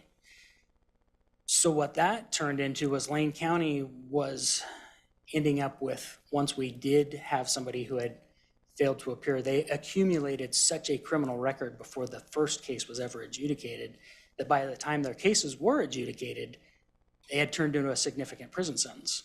So at a statewide level, the state was looking at Lane County saying, wow, why are you sending all these people to prison for these long sentences? Well, we weren't interrupting their criminality early on due to lack of resources, and so we were allowing them to head so far down the path that it was so much harder then to bring them back. That's why the whole system knew that we needed a functional jail. And just a little personal aside, in 2012, I was involved in a case where a man bludgeoned another man to death with a chunk of firewood just outside of Oak Ridge. that individual that we arrested for that crime was a capacity-based release from the Lane County Jail pretrial. That's really unheard of anywhere else to have that happen pretrial. I do also want to talk a little bit about the difference between a capacity-based pretrial release and a regular pretrial release. There are plenty of folks who are released pretrial to await their day in court, so to speak. Those pretrial releases that are not capacity-based are structured releases. They might be structured by a pretrial services officer. Again, an area where Lane County is unique. For better than 25 years, we've had pretrial release officers working in our jail. They are not employees of the sheriff, they're employees of the state. They work in the Oregon Judicial Department. And they operate their function under the delegated authority of a judge. And so a pretrial release officer is in the jail, evaluates who's in custody, and they can make pretrial release decisions with the delegated authority of a judge. When they make those decisions, there's a structure to it. They have requirements. You have to have a third party that will come and sign a piece of paper that says, I'm going to make sure Joe's in trouble and goes to court. They may require electronic monitoring to make sure that there's connectivity. They might just require that the person check in once a week. They are out of custody, but they show up at the jail once a week. They push the button at the pretrial window outside the jail and say, hey, I'm still planning on going to court on my court date. I'm still plugged in. I'm still following the plan. So those are conditional releases that have structure. A capacity-based release has no structure. It is usually quite sudden, abrupt. All of a sudden, we've reached our maximum capacity. We've got to release people. You're out the door. Very little planning. We don't have room for you anymore. Other types of pretrial releases, if it's not through the pretrial services officers in the jail, obviously judges have the ability also to structure a pretrial release, oftentimes maybe after a hearing where both parties are represented and they discuss whether or not the defendant ought to be allowed to go through the system released from jail. And then, of course, in all of the state of Oregon, for sure, unless you've been arrested for murder or treason, you do have a bail or security amount. And so a pretrial release might be that the arrested party was able to post whatever that set level of bail or security was. Again, that would go through the pretrial services office.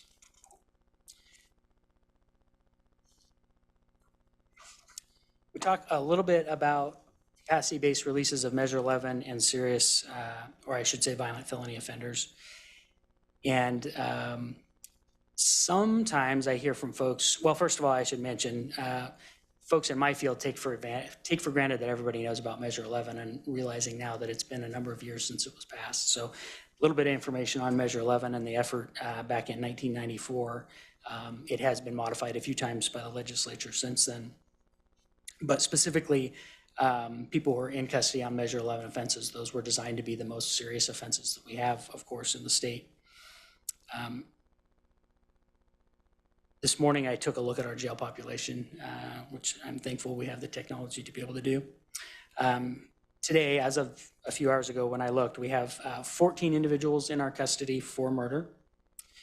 We have 114 individuals in our custody for violent felony offense today.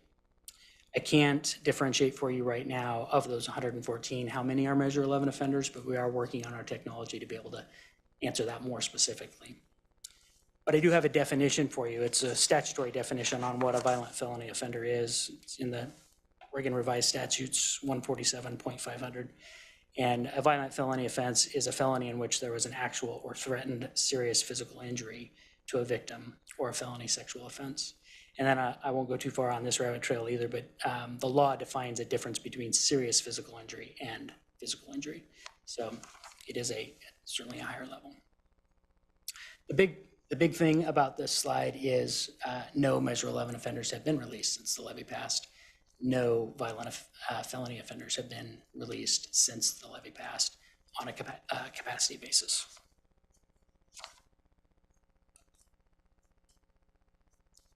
I believe you all know, because I share it occasionally, I started my association with the Sheriff's Office as an explorer when I was in high school.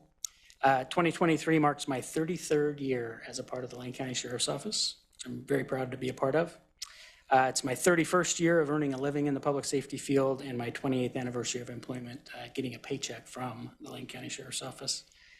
I'm really proud, as you know, of the Sheriff's Office. I'm proud that I've inherited a legacy from the sheriffs before me, and in fact, a culture within our organization of earning trust with our community daily by our actions, doing the best we can within the resources that we have available to us. And I think that this quote from Sheriff Byron Trapp in 2016 is a great demonstration of that legacy and culture that I inherited. In 16, he asked the Budget Committee to levy less than the full amount, the fully authorized levy of 55 cents per thousand, in order to demonstrate to the community that we would not collect more of their dollars than were needed to deliver the services that we said we would deliver. So how did we get to the position of not having to collect the full levy? Well, that goes back to as we were trying to recruit and train new staff after having laid them off over the course of 4 years. So May 1 of 2013, prior to the passage of the levy, we had 149 budgeted deputy sheriff positions. Now that is agency-wide, not just in corrections, 149 deputy sheriff positions. Upon passage of the levy, we immediately added 37 levy-funded deputy sheriff positions, which brought our total sworn to 186, but we still only had 149 of those filled, of course. That's that one day, turn the switch, open beds. We didn't have additional deputies yet, but we had additional deputy positions on paper. So July 1, 2014, 1 year's worth of recruiting staff. We had 165 of those 186 deputy positions filled. And then July 1 of 2015, 2 years later, we had 172 of our 186 positions filled. So recruiting for these positions, even then, and getting them trained was quite labor intensive. And it's exponentially harder today in America to recruit specifically for sworn positions than it was at the time the levy passed. So because it took a period of time to hire these folks, and you know that personnel is the highest expense of running any operation, we weren't spending the levy dollars as fast as budgeted because we weren't able to just flip a switch and all of a sudden have all these employees. This is what allowed us to develop a reserve over time within the levy fund. And of course, the levy funds are kept separate as promised to the voters. And so we realized that we had developed a reserve in the levy fund, and we realized that it had reached about a 1 year's worth of expenses. So the amount of reserve in the levy fund would cover about 1 year of our operating expense. And it was at this point that the sheriff said, you know, let's ask the Budget Committee to levy less than the full amount because we don't need to accumulate a greater reserve than what we have today. One of the things we did notice is that youth services actually hadn't had the opportunity to develop that reserve funding. You know, their operation was much smaller. They were able to get their staff on board much sooner, and so they weren't developing the reserve. So this is why, in conjunction with levying less than the full amount, we also altered the percentage that was directed towards youth services for just a couple of years. When I say we, I actually mean you.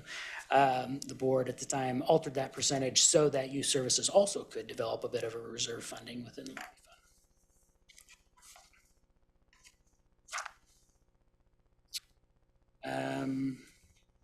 So May of 2018, as we were closing out the first 5 years of the levy, we'd increased our budgeted deputy sheriff positions up to 204, and we had 196 of those positions filled. So by this time, we'd built out what was able to be accomplished within the resources that are provided by the levy, and in recognition of increasing costs, M&S costs and personnel costs go up every year. The fully authorized levy amount was requested again of the Budget Committee to be levied.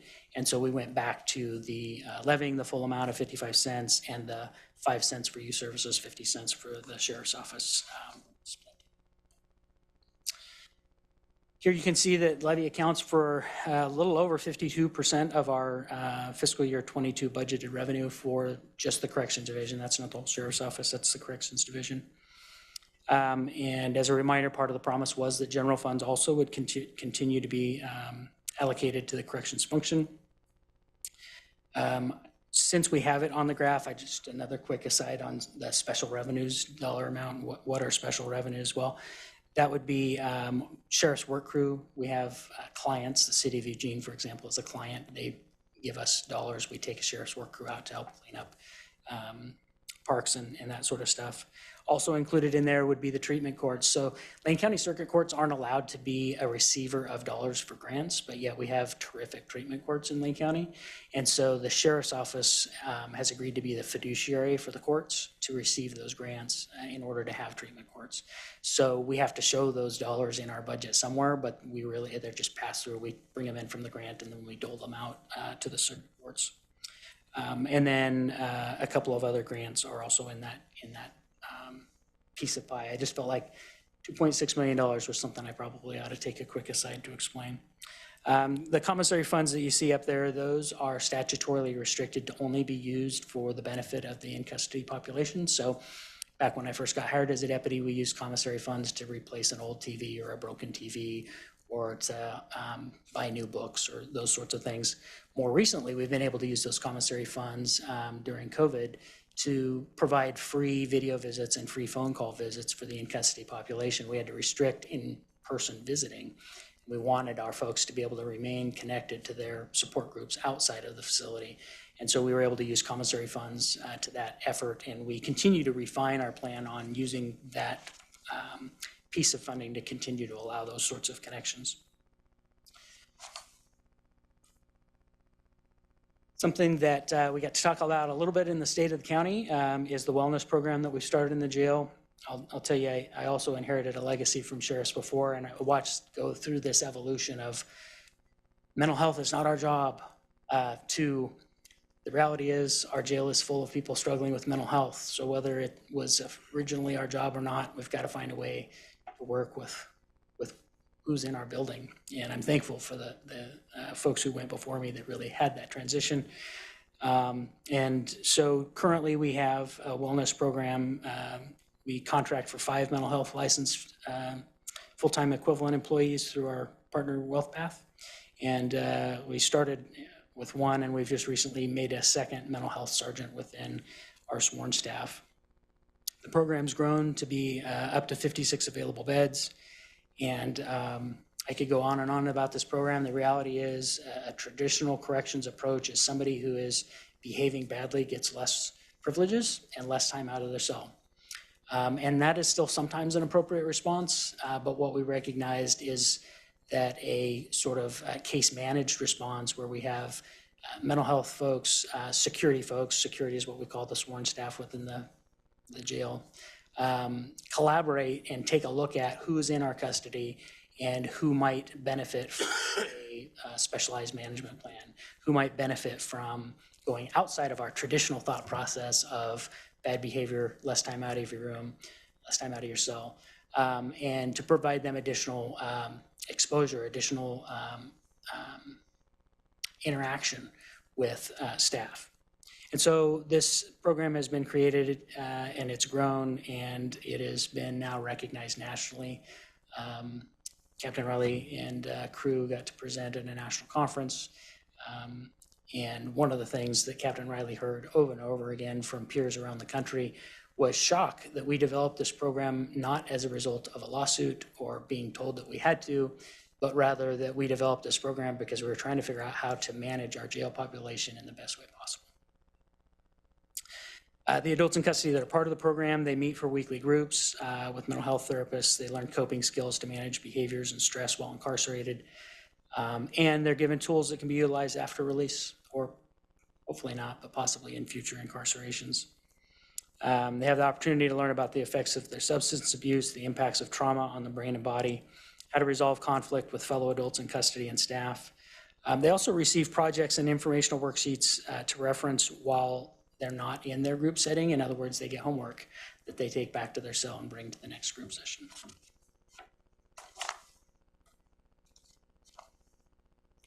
Told Clint that I was going to linger on this slide. He asked me to take it out. But I just have to really emphasize what a terrific team we've got there. You've heard me say it before. You'll get tired of hearing me say it. The reality is, again, that this developing a new approach is bold and courageous work.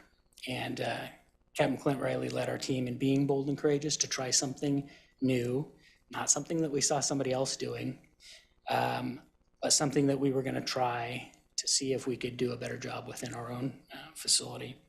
It's always a highlight of my day when I get to hear some of our longer tenured staff who discuss particular individuals they've been accustomed to because they come in and out of the facility. And to have this recognition that it used to be their behavior was this, and it was staff confrontation, and it was staff injuries, and it was injuries to in custody people. And now their behavior looks like this, and they're participating in this group. And in fact, oftentimes I hear this, you wouldn't believe who led the session the other day, because it's somebody that they recognize they used to have constant confrontation with. One of the things Captain Riley expressed to me and in a group setting once before is, we could allocate more dollars to our special operations team. That's sort of the jail equivalent of a tactical team that we call in when somebody has taken over a day room and they've armed themselves with a mop handle or something.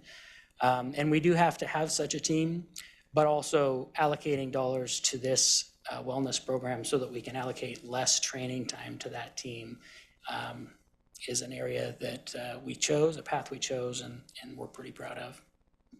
These efforts are recognized by others from their own professional perspective, and I was super pleased just yesterday, Dr. Patrick Ludke, the Chief Medical Officer here in Lane County Public Health, he sent an email. It was sent to Clint and Megan Quillen, who is the Health Services Administrator in our facility. She works for WellPath, and she's the lead of that service.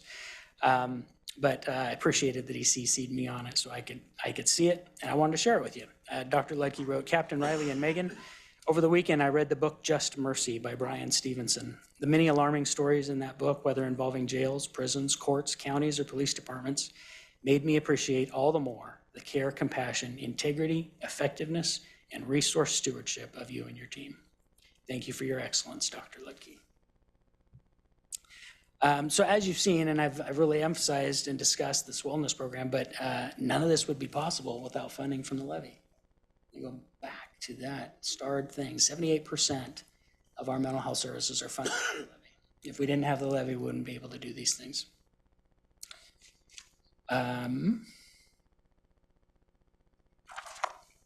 With that, I think I'll end this portion of the presentation. And like I said, we've got the whole team. Star's ready to answer any of your questions about youth services. And just thanks again for the opportunity to be engaged with you on this important topic.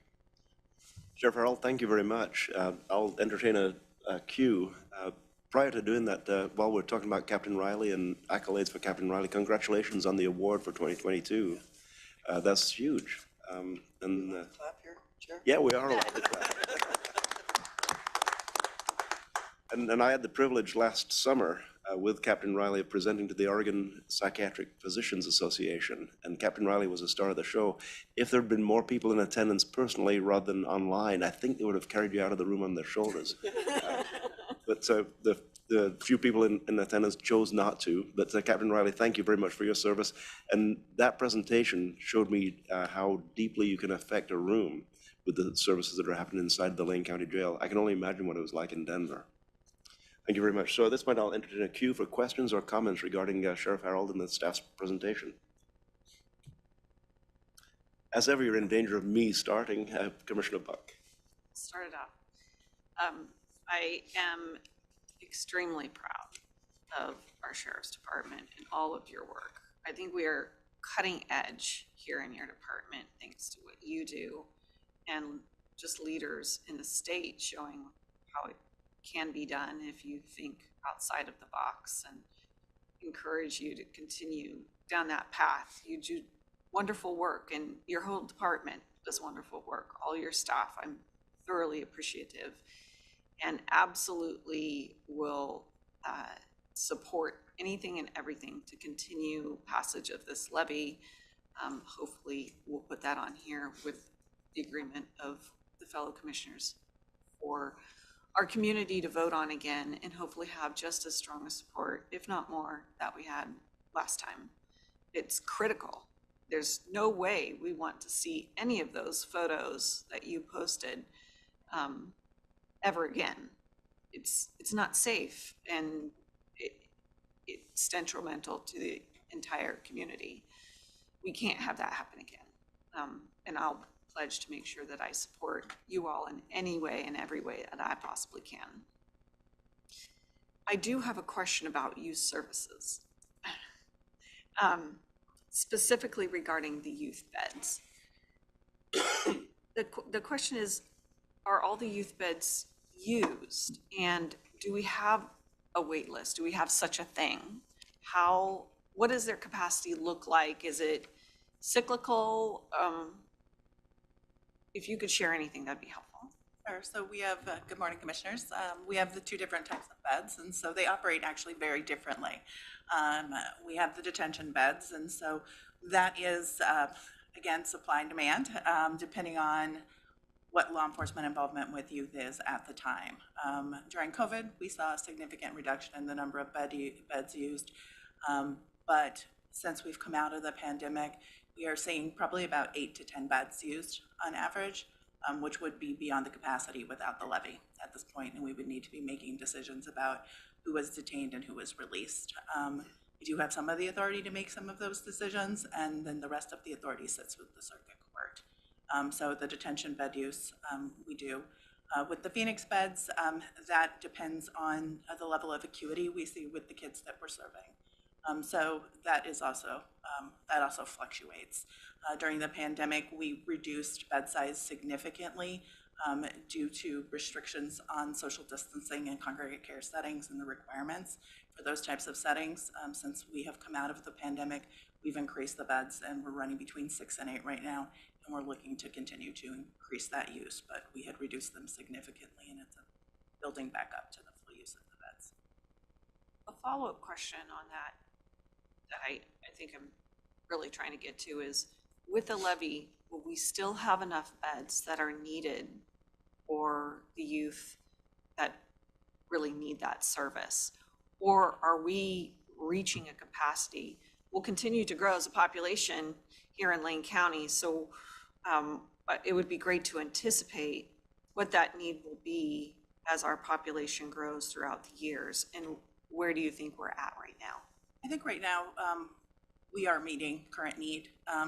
As the population continues to grow, I do think there will be an increased need, depending on, the type of population we see move into the area. I've been here for 3 years and 2 of them during a pandemic. So it's hard for me to gauge some of these things at this point. I don't feel like I have a full understanding of exactly how things will move. I will tell you that I do think there will be an increased need as time goes on.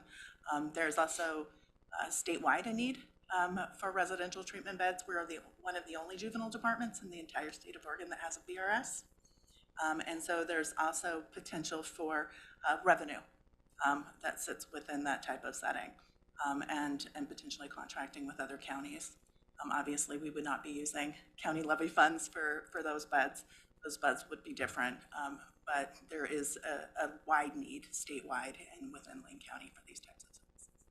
On the adult side, I have a similar question. It's a great question. And we're in such a unique time, I guess the whole world is post-pandemic. The pandemic had huge impacts in the corrections facility. And so it's certainly impacted our population. Initially, we had to reduce our population so that there was more room within the facility. It also impacted the way that police departments were operating out in the public, and who they decided to bring to jail and who they didn't.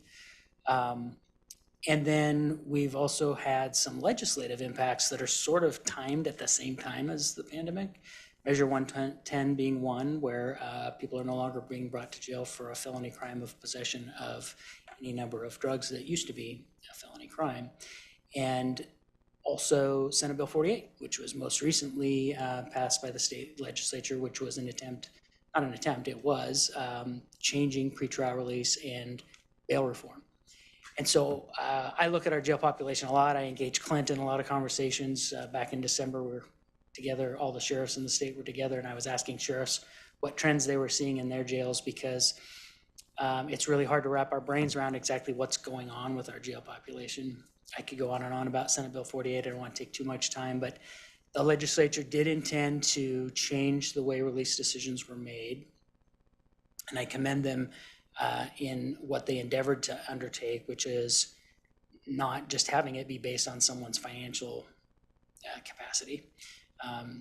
somebody might be arrested for a Measure 11 sexual offense, but if they have access to lots of funds, they can be released pretrial, but if they don't, they stay in custody pretrial. So the legislature wanted to address that, and they should. What we would prefer to see is that be a risk-based assessment, not a dollar-based assessment, and that was the intent. Part of the way it's rolled out, and I do believe that the legislature will be looking at Senate Bill 48 again when they're back in session. Part of the way it's rolled out is there are variances based on where you live in the state. The base rules were written by the Chief Justice. They apply across the state, but then each local presiding judge was allowed to write addendum rules, which could impact who stays in custody and who doesn't pre-trial. And so what I'm hearing from other sheriffs, it's affecting everybody's jail a little bit differently. Reflecting back also on the fact that, again, we have pretrial officers in our jail who are not sheriff employees. And we have alternative programs that many, many counties don't for sentenced offenders. Many counties, if you get sentenced to 30 days in jail for whatever, not a prison sentence, but a local jail sentence, you spend 30 days in jail. Well, long time ago, Lane County realized we don't have enough jail beds to actually occupy a jail bed with that person. So if we can put them out on sheriff's work crew, get them engaged in community service, or even if they're physically unable to do sheriff's work crew, we have a sit-in program where they serve their sentence, but not occupying a jail bed for 30 days. All of those things impact the way that the jail population grows or shrinks. We have not had a single capacity-based release since March of 2022 for circuit court. So the only folks who are getting released from our jail due to a lack of space has to do with our contracted beds to the Eugene Municipal Court. They contract for 15 beds, and so if they have 17 people on Eugene Municipal Court charges, 2 of those are released from jail. But when it comes to serving the circuit court, we haven't had a capacity-based release since last March, which even after the levy passed, we still had capacity-based releases on circuit court charges. We just weren't capacity-based releasing Measure 11s or violent offenders. So all of these things are new. And I'll tell you, the other piece of it is lack of police staffing for all of our local police departments. Every single one of them is struggling with vacancies that they can't fill. And I've read in publications, and I can't speak to how true this is here locally in Lane County, but over the last couple of years, the way that police officers do their job has changed. In some articles, it might be called police apathy, but there's a trend to much less self-initiated activity on behalf of police officers across the nation, more of a sit back, respond to the calls I'm sent to, but less going out and self-initiating activity, which oftentimes leads to arrests that end up in jail. And so our booking numbers, we keep track of those. They're, less than half for our local police departments of what they were pre-COVID. I didn't really answer your question, did I? I kind of did. We don't know. I guess the answer is, what is the projection for jail beds? I believe the DLR group is super smart at what they do. They say 526 beds for 2040. But I felt like at this moment in time when we're seeking to renew this levy, it's the perfect time to say, let's just keep doing what we're doing and watch and see how this develops. That's the answer I should have given 5 minutes ago. But that was 5 good minutes, Sheriff. Thank you, Commissioner Buck. Vice Chair Trieger. Thank you, Chair. Thank you so much, Sheriff, Captain, and Ms. Felty for being here today. Really always learn so much when I hear from you. A quick question for Ms. Felty. I might have missed it, writing notes and listening at the same time. The Phoenix beds, which for people watching maybe don't know the difference between detention and Phoenix, is our residential treatment for youth. And you said there are 6 to 8 in use now, and you're looking to increase now that we're more, less constrained by the pandemic to, what was the number? We have a total of 15 beds. And prior to the pandemic, we tended to be at capacity with those beds? Prior to the pandemic, I think typically there were, Phoenix had around 8 to 10. Great, thank you for that. The last things I wanted to say, I'll preface it all by saying, the Sheriff, I've said it to you. I think Captain, I'm fully supportive and commit to helping support renewal for the 3rd time, right, of the levy. But I know we're in a different time, sort of culturally and politically, when it comes to passing the levy. So we might have to work a little differently to bring voters along again. But I'm confident and optimistic because of the track record, not only of what voters have expressed, but of what we're delivering with these dollars. And to that, I will focus very much on the wellness program and how the impacts of that extend beyond the walls. It's really not just that we're funding jail operations. That's a little bit of a misnomer. We're funding addressing the needs of the people that we have failed the most, as far downstream as you can get. And my hope is that the voters understand the importance of this, that we renew the levy, and that by the time it comes back again for renewal, we will have our Behavioral Health Stabilization Center up and running for a time, and we will actually see some difference in the nature of what you all are facing inside the jail in terms of who's coming and the severity of their need and the number of people needing those kind of intensive services, that we've begun to kind of turn the tap off a little bit, and we're serving those folks in a more appropriate, trauma-informed and effective lasting context through the Behavioral Health Center. And therefore, what you're seeing in the jail is a little less acuity and intensity, and that will only serve not only our community and the people coming through that system, but your staff, because they're under tremendous stress and strain. This is not what folks who've been on the force for years and years trained for or expected they would be doing. So I'm just always really in awe and appreciative of the work of your team, and also of the site in which they're working. You know, we talked during the ARPA funding decisions about our allocations to do what we can. It is a work site.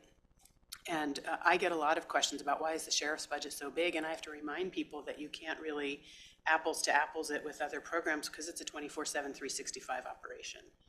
And other departments and programs are not. So there's a lot of explaining to help bring people along. As I like to say, right, politics is a really blunt instrument and policy is very nuanced.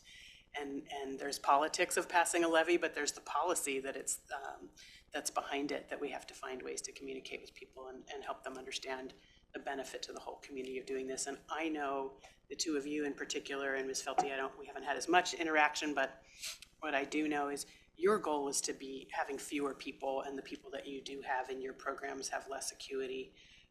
We're all sharing that goal. So a long way of saying thank you and appreciate your work, and I'm here to support whatever I can do to help ensure passage of the levy.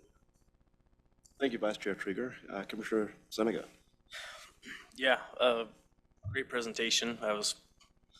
Had questions, and you're answering them as we're going. So one thing that it was starred before I noticed it was starred that really stuck out was the 78%. Great job, Captain Riley. I mean, that's your wheelhouse. And we've been talking about drugs and mental health on every level, and to hear that high of a percentage of that levy is going to go towards that is really eye-opening. I've been very vocal about supporting our sheriff's office, and I just wanted to reach out and say I can't imagine how hard those layoffs were, Sheriff Harold. That's a tough slog to say that to your comrades, and going through that jail tour. You guys are elbow to elbow all day, so it's a tough line of work. Thank you for doing it. You were bringing up some different measures. Maybe this isn't the right time to ask, but what is Measure 112 looking like for our work crew and that kind of stuff? You brought work crew up, and we talked measures. Any insight into what that might? Yeah, we don't think that Measure 112 will impact our sheriff's work crew, because 112 did have a carve out for court adjudicated restorative programs. So sheriff's work crew is sentenced offenders, and so typically the judge's order includes some sort of ability for the sheriff to put somebody into a program like that. More specifically, it had impact on pretrial offenders in our view, and our ability to utilize them for work within the facility. Our facility reduced our use of in-custody labor well before 112, and part of that went back to who is in custody. So in 95, when I was a jail deputy, we had people in custody for sentences for driving while suspended or DUI, and they were perfectly capable folks, and we could send them down to the basement and they could help prepare meals and do laundry. We don't keep those people in custody in the jail anymore, and so the type of folks that we did have in custody were not appropriate to send down to the basement to do meal prep and laundry. So I don't remember exactly what year it was, but it was several ago that we actually now have a contract service provider who provides that service. So less impact to our operation 112 than other operations. And working with county council and making sure that we still have an opportunity to have people sign a waiver or some method of telling us, rather than sit in my cell and read old Louis L'Amour books, I'd love to come out and mop the corridor. So I think we're gonna be able to continue to do that. Gotcha. Well, running your budget on about 35% of what Marion County is, and as good a job as you guys are doing. Thank you. Thank you, Commissioner. Commissioner Lovell. Yeah, thank you, Chair. Yeah, obviously, I'm echoing all the statements that the other commissioners have made. Great presentation. I echo the sentiment too of Commissioner Trieger about you doing the most for the mental health side and the youth side. I think that is a huge, valuable thing. Captain Riley, out-of-the-box thinker. Hats off to you. I love people like that. And you look very different out of the uniform, look very much thinner. So the camera loves you. So apparently that's a good thing for you. You mentioned something, Sheriff Harold, and again, you are one of my Lane County heroes. You guys do a great job. The culture that you've created, what I experienced riding overnight with your men and women that are put on that uniform. I mean, yeah, if I was taller and bigger, I'd join the force. Actually, and 40 years younger, that might work too.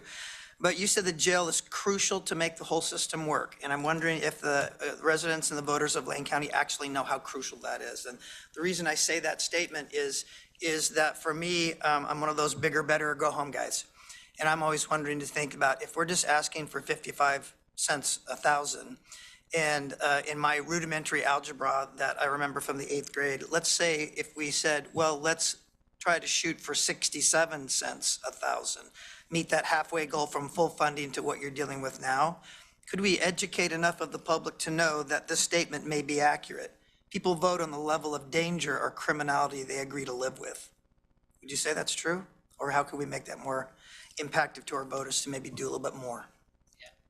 I appreciate that thought process, and believe me, I've spent my whole career trying to figure out how we could do a better job of resourcing a critical function of government in Lane County. And we had lots of conversation about, 10 years at keeping a levy the same level is a good, something to be proud of. And I think most voters would say, okay, it's reasonable that you might increase that over 10 years. I'm a little envious Sheriff Byron Trapp, when he renewed the levy, he got to go out a year early. So the levy wasn't coming to an end until 2018, but the timing worked out, and he got to go out in 2017, which allowed more of a cushion. This current levy that we're operating under concludes June of this year. And based on what's been going on in our world for the last couple of years, it felt to me like the right time to say, let us tell you we're doing good work with what you've given us. We're going to keep doing good work with what you're giving us. Let's get that solid. Let's put aside fears of the tens of however many deputies are watching this closely because they've only got 1 or 2 or 3 or 4 years of longevity with the county. Let's put all that to rest. Let's keep doing the good work we're doing. And then let's us all have more conversations about how do we make it more stable and a better service than what it is at the 55 cents. We do a lot of talking about the Deschutes County model. I tend to say Deschutes County, every other county is envious of their model when it comes to public safety. They have this multi-tiered approach to districting where, it's sort of the nuance of making sure that a resident who pays taxes to the city of Eugene understands that they need a sheriff and why. Because they think, well, I got the Eugene Police. And since I've grown up in it, it seems like it just all makes sense to me. But realizing that people who haven't had that, trying to explain how it is interwoven and interconnected is complicated. And we have a lot of terrific people in our community, but how do you get enough of them to give you enough time to explain, that complication? So I 100% appreciate the way you're thinking and where you're headed. We're going to have an opportunity to talk more tomorrow at Budget Leadership Team about the Sheriff's Office as a whole, and frankly, that we continue to not provide a service that is expected of a county this size. So I thank you for your thoughts. I think that when it comes to continuing to demonstrate to our community that we're doing exactly what they asked us to do, and that we're doing it really well, and that we're gonna watch and see what happens with pretrial incarceration in this state for the next couple of years, I think is the course that makes sense for this moment in time. But hoping that we put this thing on the ballot and we get it passed, and, then this summer, I would love to see us engage in a little more long-term conversation about stability across the entire piece instead of just this specific piece. Thank you, Commissioner. Just a couple of things that I want to add. I was going to ask you some questions, Sheriff Harold, but my fellow board members asked you all of the questions. You provided elaborate responses. So just a couple of things. You're looking at kind of a panel of hero worshipers here. We look at the work you do, and it really is, there are so many positive things about the way you perform business on a regular basis, both in corrections and in police services. But today we're talking about corrections. Today we're talking about the jail and the amazing things that happen inside of the jail in no small part, in fact, entirely because 10 years ago and 5 years ago, we passed the public supported the levy. So the thing that I wanted to talk about first is what you mentioned, that people were amazed at how about the length of the sentences that people in Lane County were receiving, and your response to them was that you didn't interrupt criminality early enough in their career to prevent longer sentences. So by addressing criminality earlier in career, you're actually preventing people being locked up or being behind bars for extended periods of time. Is that an accurate and true statement? Do you want to elaborate on that? Yeah, it is, and I'm smiling because I'm thinking I'm going to repeat something that Dan Buchwald used to always say, and thinking about Dan Buchwald makes me smile because he's a goofball. But he often liked to use the phrase, some people get arrested, some people get a rescue.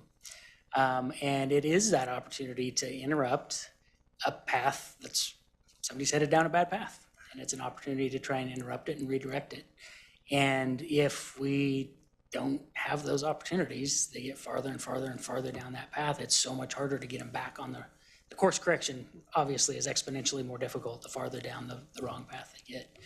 And that was really recognized of us across the whole state. As the state was having conversations, this heads into the Public Safety Coordinating Council and the conversations they have over allocating community corrections dollars. But the state looks at all the different counties, and the state wants to incentivize counties to do a good job of reducing recidivism. Lane County was not doing a good job because of the lack of resources. And so, yeah, we had this recognition across the state that in Lane County, you get all the way down this path and then bam, you end up in prison for decades because you've accumulated all of these crimes. And so universally, we'd like to do better. We'd like to do better on the big, the big high level look. But then if you think about those individual families that are impacted,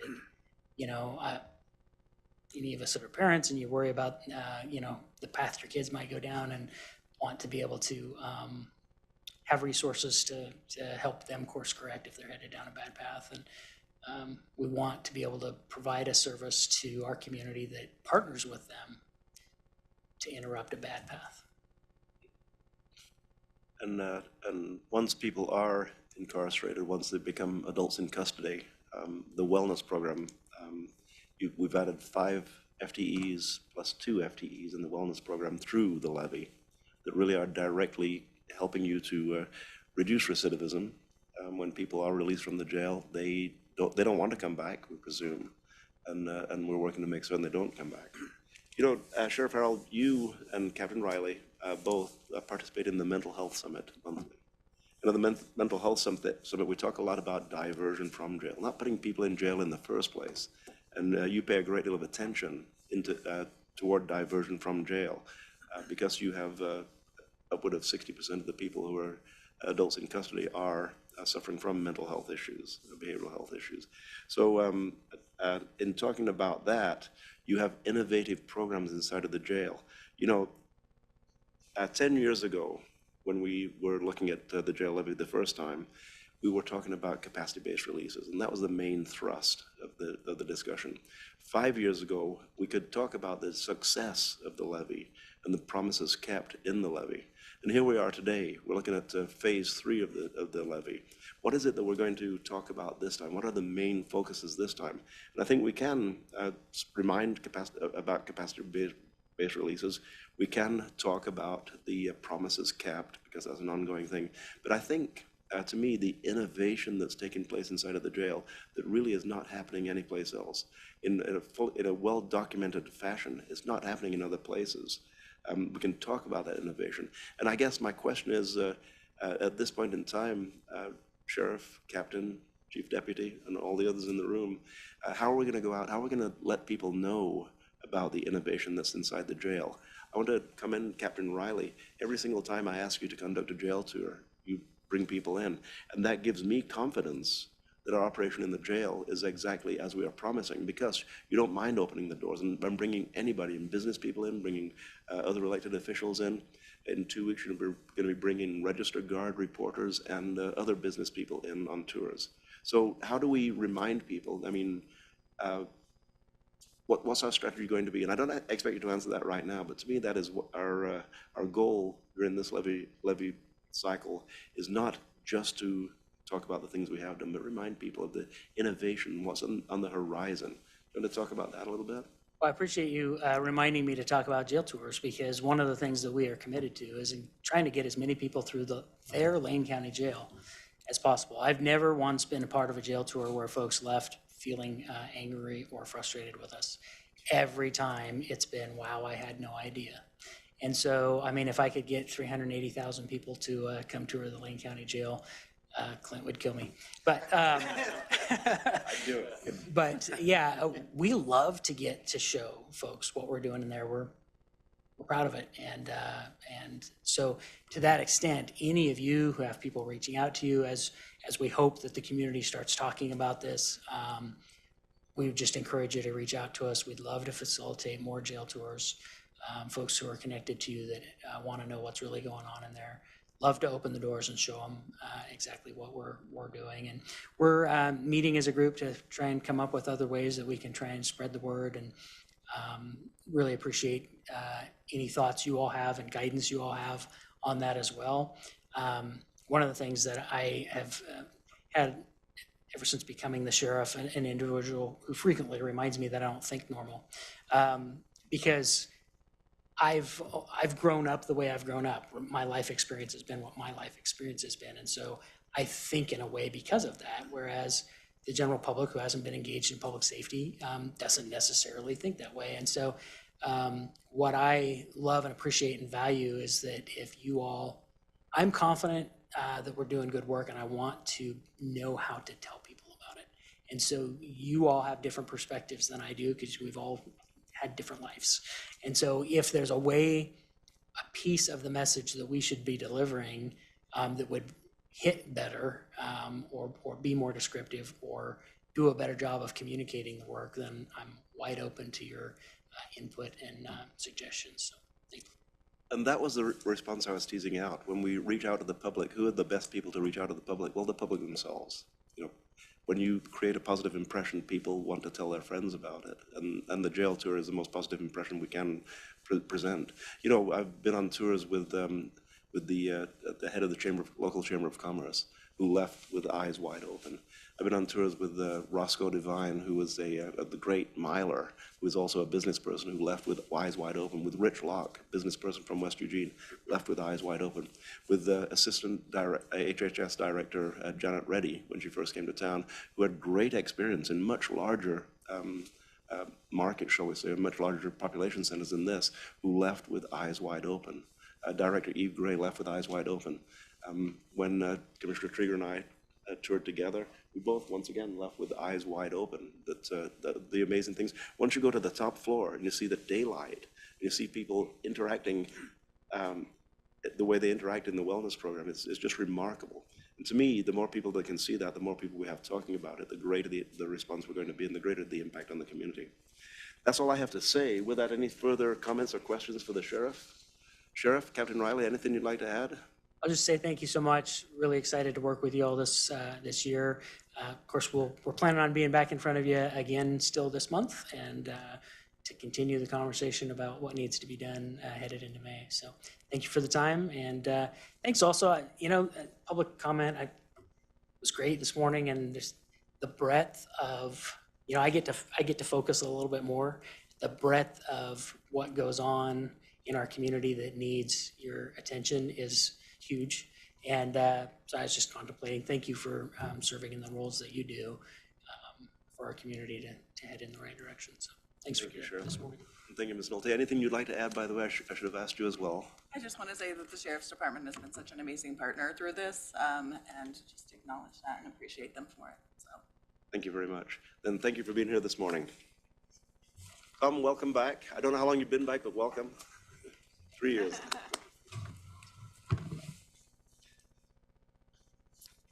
Okay, then moving down the agenda, County Council. And Ms. Driscoll, you're with us today, and thank you again for being here as a voice from the sky. And you've been put to the test pretty significantly already and passed every single time. Any announcements? I do not. I was planning on introducing myself if I hadn't spoken in earlier. So Ashley Driscoll with Barry Elster and Hammond. And we're going to be with the county for the month, and then your new permanent county council will start. I will check in with Jim Cheney, who's an associate county council who's on the line, to see if he has any additional comments from the county's attorney's office. Mr. Cheney.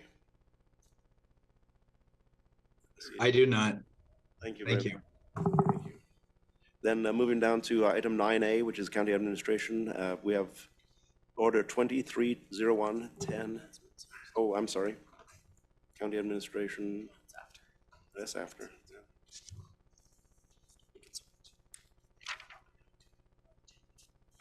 This is the newly printed one, yeah. So we'll move to order 2301-1016, the matter of appointing liaisons to various committees. And if you flip to today's agenda as published, you'll find the liaison list, and we can go down that. I also have hard copies if anybody would like to see a hard copy. But first, we'll be looking at the liaisons. And I think the best way to do this is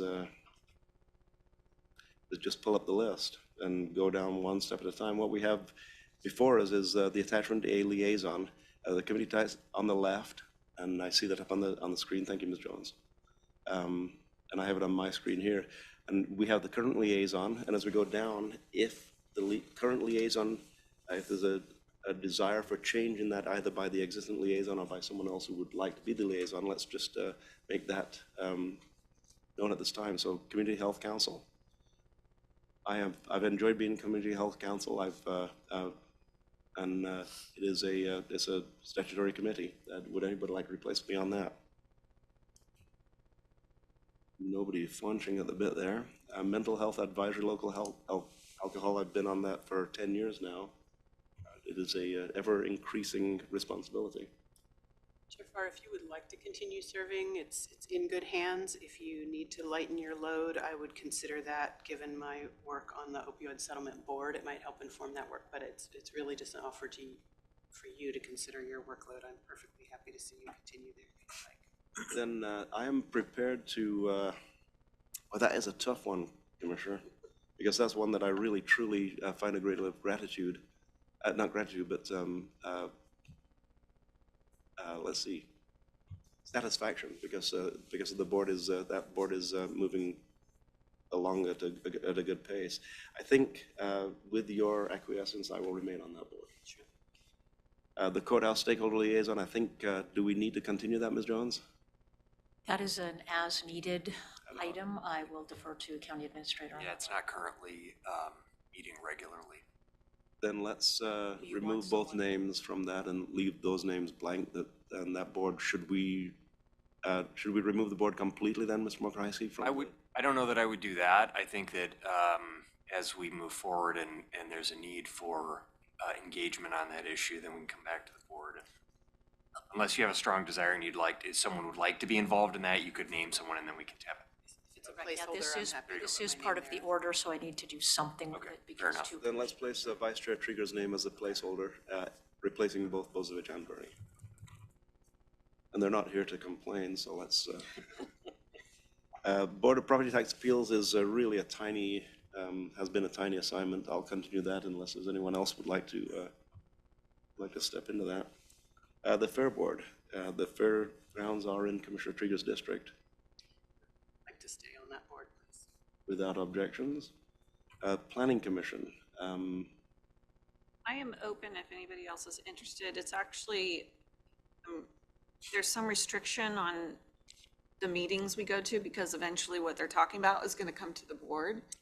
So I've generally just been there to be a resource if they reach out, but it's also, as it says, it's as needed. And the only meaty questions I think that have been asked of me during the time as liaison is, you know, what can we do more for you as a board in order to assist in your decisions, things like that. But I'm open to stay, or if somebody else wants to be a part of that, I'm perfectly okay with that. In your experience, is that a rural type? Yes. I'd love to get involved with it. very good. And without objection from anyone, we'll replace Commissioner Buck with Commissioner Senega on the Planning Commission. Lane County Animal Services Advisory Committee. I had someone on the committee reach out that was really excited about being back on there, so replace my name. You guys have it, like. With no objection, now replace Bozovic with Commissioner Senega. Law Library Advisory Committee, we meet 3 times a week. Actually, it's a very sporadic meetings on that, and I'll continue with that unless there's anybody else would like to replace me on that. Small liaison. Parks Advisory. This has been a pretty significant committee in that probably less intense work than it's been in the past. But we do need a new member on the Parks Advisory Committee. Well, Commissioner Bernie held that before. I don't mind holding my head into that one either, especially if they address barefoot water skiing. I'm very interested in that one. So there you go. So with the notation, Ms. Jones, barefoot water skiing. Can I ask, I'm curious if with the parks levy, there are several parks in your district, Commissioner Buck, that undoubtedly that committee will be working on talking about. Of course, you have Willamette Lane in your district, so there's, so I don't know, no opposition to the offer, but just wanting to note that opportunity for a liaison from them. I thought about that, but I have to say, I will be working with quite a few of the watersheds below that they're in my district, and we'll also talk about the parks levy during those watersheds, so I'm happy to let you not put my name in. So without further discussion, we'll replace Commissioner Bernie, former Commissioner Bernie, with Commissioner Lovell. Okay. Public Health Advisory Committee. Very much like to remain liaison there without objection. That is a great committee. You were actually a member of that committee at one point, isn't it, Nicole? No, not a formal member, but I attended regularly when I was running a public health nonprofit that worked in partnership with them quite a bit. You attended so regularly that as a liaison, I thought you were on the committee. You never get to vote. That's why you didn't vote, okay. We don't vote anyway as liaisons. Is that sounds like a pretty weighty committee, Commissioner Trigger. Is that something that maybe a newbie could write your coattails on and learn some things about? Well, you're always welcome to tune in or attend as long as we're 2 or fewer of us. And the meeting minutes and everything are available online. It's quite separate from our role as the Board of Health, as the health department. It's really more community-based initiatives, research identifying issues around social determinants of health. There's historically, this was the committee that raised up a lot of the really excellent tobacco prevention work that the county has done, dental health work. It's pretty far-ranging, quite separate from our. Married to a hygienist, that's why I was having the question there. So continue with Commissioner Trigger, and with the asterisk that Commissioner Lovell has high interest in that committee. Moving down to Transportation Advisory Committee, formerly the RAC. What was R? Roads Advisory Committee, thank you. That's right, of course it was, yeah. On the transportation ones, because we'll have we'll look at the other transportation committee when we get to the next agenda item. On the transportation items that I've typically been involved in, the one with ODOT, which will be on the other item, and this one, they have been focusing a lot on items that are both in the West Lane and Springfield area lately, and not as much in my district, other than we know we have some roads in South Lane that are really important to our work here. But the two items in both West Lane and Springfield that they have been focusing on a lot are the potential Highway 126 West expansion, as well as Main Street potential expansion. So I recommend that on both of those committees, that one of the two, or one of you takes both, or split it however you want, that you may be very interested in what they're working on and want some of those committees. I'm ready to kind of switch it up. With your experience, is there one that would fit better with the Springfield, or is it?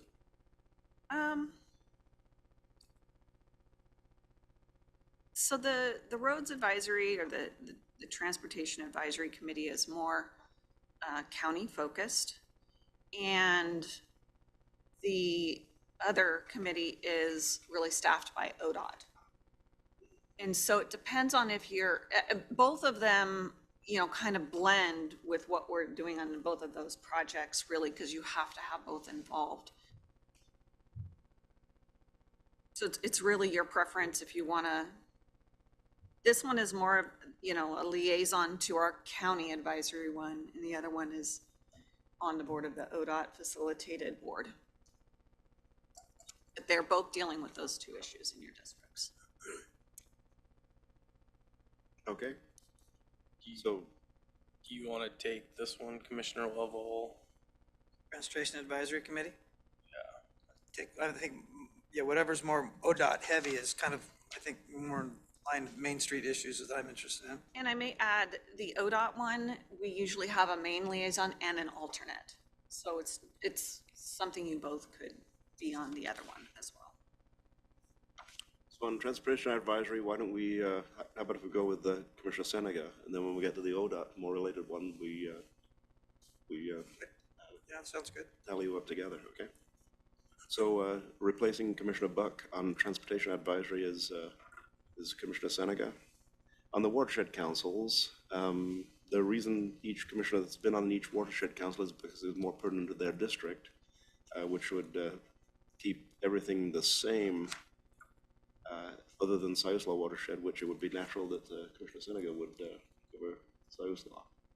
Well, looking down the watershed councils, any changes across the entire slate of watershed councils? So the only, go ahead. I'll add one. The Mackenzie Watershed Council does sometimes funnel into Springfield, and if you want to be an alternate on that. Yeah. Oh, thank you. Yeah, I'd plan on that, yeah. So the two changes then would be the alternate for Mackenzie Watershed would be adding Commissioner Lovell, and replacing Bozovich on Siuslaw Watershed Council with Commissioner Senega. All right. And Do you need a motion for the order now that we've been through that one? thank you. Yes, please. I thought you were asking that. You were asking me, aren't you? I move approval of Order 23-01-10-16 in the matter of appointing liaisons to various committees and agencies. Second. Moved and seconded, Order 23-01-10-16 with the changes noted by and annotated by Ms. Jones. A discussion to the motion? Seeing no discussion, I will call for the vote. All those in favor, please say aye. Aye. Passes unanimously. Then we'll move on to 9B, which is Order 23-01-10-17, which is representatives of various committees and agencies, typically voting representatives in this case. In the other committees, they're typically not voting representatives. So we have before us the same sort of an agenda list. We'll begin with the Poverty and Homelessness Board. Commissioner Trigger. I mean, you told you where I was thinking. I've been on the Poverty and Homelessness Board since its inception. I was recently elected the vice chair, one of the co-vice chairs of the committee. I enjoy that. Enjoy that work's not the right word. I find fulfillment in that work, and the Poverty and Homelessness Board has great aspirations for the future. It's one of the best composed boards in the entire region, and I think with your acquiescence, remaining with you and I as the two, you never miss a meeting.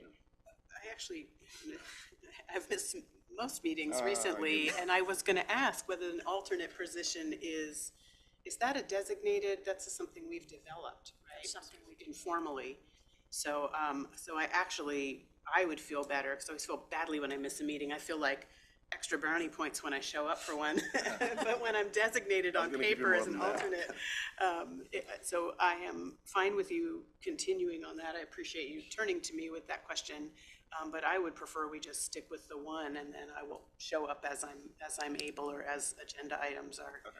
So we'll strike the alternate completely.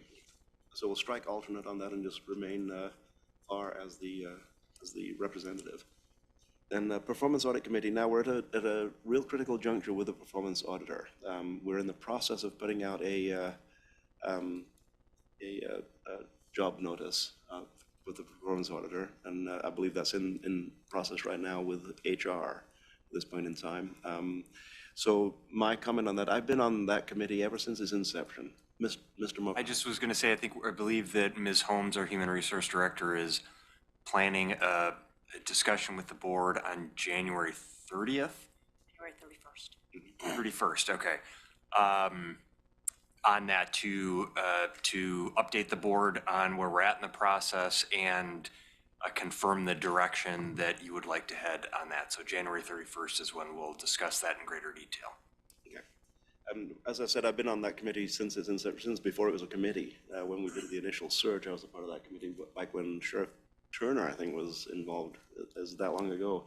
And at this point, with us approaching a new era of the performance auditor and the Performance Audit Committee, I would be happy to turn that position over to a new commissioner, in that while the history that I have there is valuable, the history can also be an impedance. So is there another commissioner who would like to step up and become and work on the Performance Audit Committee? Meets 4 times annually. Sensing a vacuum. So Well, I guess I have some questions about that. It sounds interesting. I want to know what we're getting into here. We initially had a performance auditor who conducted a number of very effective performance audits. These aren't internal audits; it's actually performance audits, and a handful.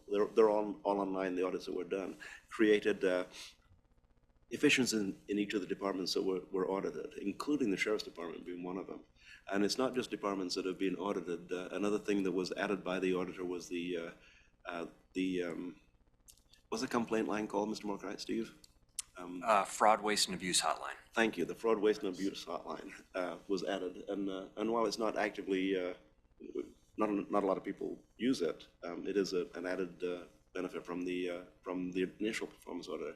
Our second performance auditor got involved in some very deep work that ended up being really quite costly, for the county in terms of the amount of time that personnel took, personnel time that it took, and it was probably less effective in its outcomes than any one of the audits that Ms. Miller provided. So we've been without that position now for 3 years. Yeah, a little over 3 years. The performance auditor is one of 3 employees of the Board of County Commissioners, and that's been an empty position, funded but empty for 3+ years. So it's valuable, and it can be even more valuable for the future.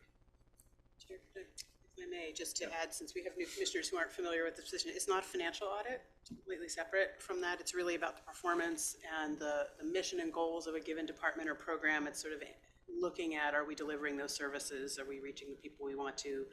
Are we realizing efficiencies with how we're staffing the work? It's really unique, and one of the great things that Performance Audit Committee has done, while Chair Farr has been on it, is it is a profession nationally, and there are certain sort of standards of credentials and best practice around how you word a recruitment posting and so on. I read one of the, it's been several months now since y'all met and sort of honed in on what should that look like, so that we recruit the right person with the right training who understands what this role is. So I'd be curious to hear from you what you see.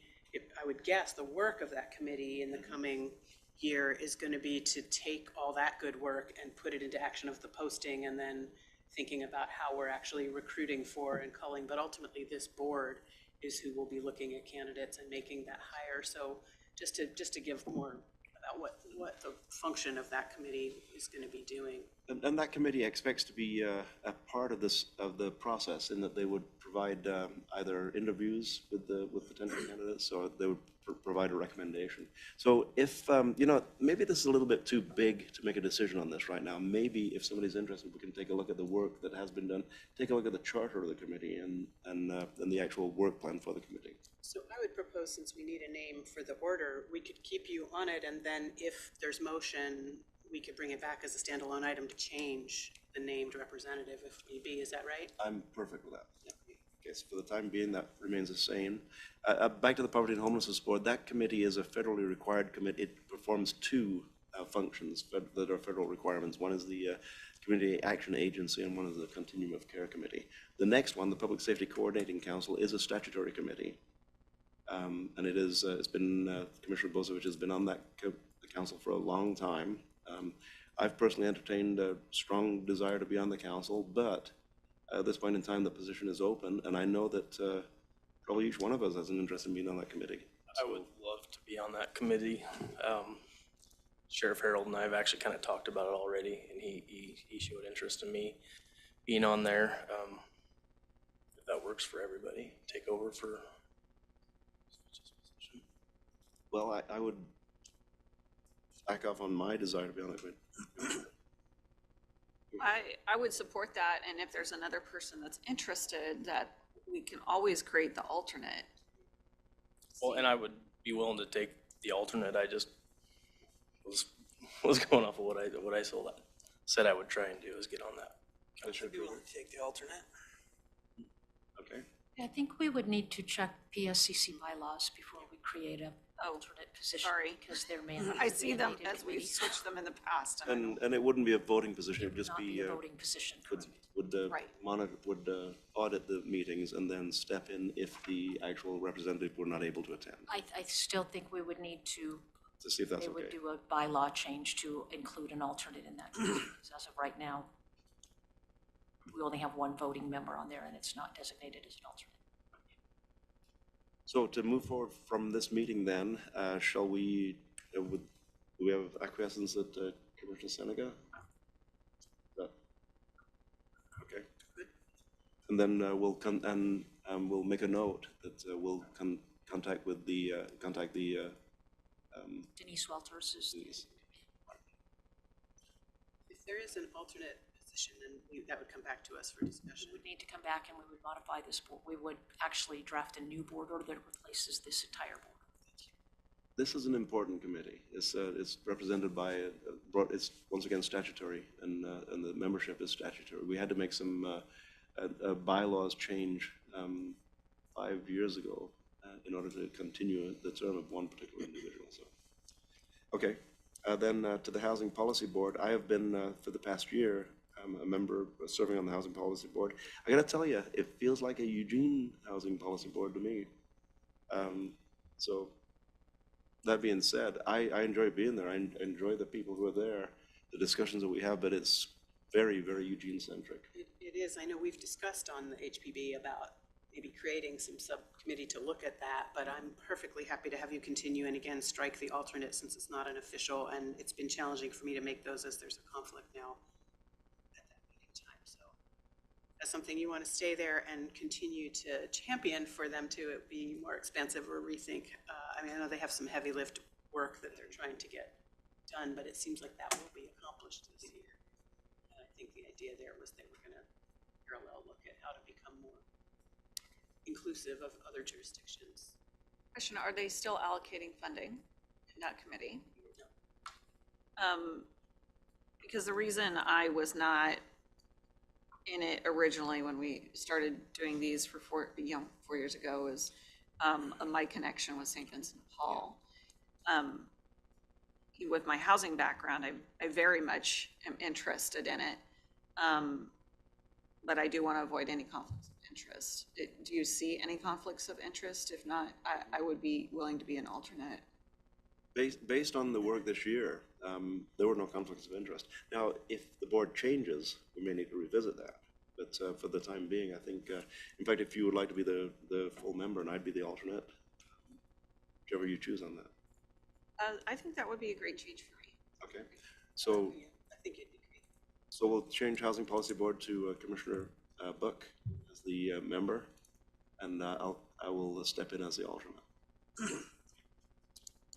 So I'm almost accomplished my goal of getting my name on fewer lines here. Moving toward it. Next one is Human Service Commission. How many people have heard me say when I first got on the Human Service Commission in 1995? How old were you in 1995? I graduated in 97. So Okay, so when you were a sophomore in high school. But that being said, the Human Services Commission is something that is dear to me, has been for a long, long time, obviously. And if Chair Farr, I would like to note that according to their website, their meetings are currently paused. We're doing that was a decision made by the co-chairs and by polling the group just to do some regrouping and revisiting the scope and purpose of the commission, but we have the engaged facilitator who's going to start working with us on some strategic planning. So I do not know if, when they're unpaused, what day and what the format will be. then without objection, just remain with the same two names on there. I certainly would like to stay if you're feeling like you've got your name on a lot of lines, given that you're the chair again as well. Someone else that wants to step in, but I would love to stay there. And there are two, this is one of those seats, those commissions where there is one representative each from the cities of Eugene and Springfield and two from Lane County, so it's not an alternate position. There are two county seats. And historically, before it became two commissioners maybe 6 years ago, we used one commissioner, one budget committee member. In fact, I think as a budget committee member, you were on the HSC for a while as a budget committee member. So that being said, in elected office, I have never not been on the Human Services Commission. So this is a time to change that. Who would like to be the second member of the Human Services Commission? Okay. I won't put my name in, but it's only if you want to make a change, that's all. Okay, let's change Human Services Commission to Buck and Trieger. big day. Wow. Well, you know, Breathing air these days. You changing your mind? can you take over for a while, please? Give me a moment. Okay, then moving down to Lane Area Commission on Transportation. I believe we were talking about this earlier. This is considered the Lane Act, that's what and it is facilitated by ODOT. But this is the one where we would look at Commissioners Lovell and Seneca as the regular and the alternate. In which order would you like to have that? You can just move Bozovich up, put my name there, and whoever wants to be the alternate. It would be Seneca as the regular and Lovell as the alternate? Okay. That's right. So replace Buck and Bozovich with Seneca as the member and Lovell as the alternate. Lane Workforce Partnership Board. We both have interest. Okay. I have interest too, so. I want to see people work. Okay, we're gonna do rock, scissors, paper on this one. Okay. Well, it makes sense because we both have business backgrounds. They are working on childcare issues, which is something that it's near and dear to my heart, but I'm sure there's more than that they are working on. I don't know, I haven't really been briefed on everything that they do. It's pretty impressive. I went to their winter meeting they had at the Gordon, and they went through all their apprenticeship programs they have going. It's very impressive. The last 6 years have been a remarkable stride forward for workforce partnership. I think having a rural commissioner on there too would give a whole other twist and perspective, I think. I don't know if they've had a rural commissioner on that board in the past. Or not. I do know that a lot of childcare issues will be coming up here this year, both at the state legislature and hopefully at the federal level too. That's what we can do.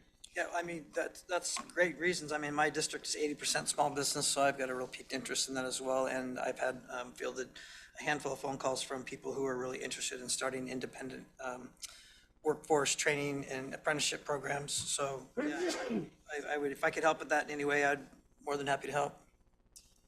Okay, what did you hear, Ms. Jones? Is there a way to, rock, paper, scissors.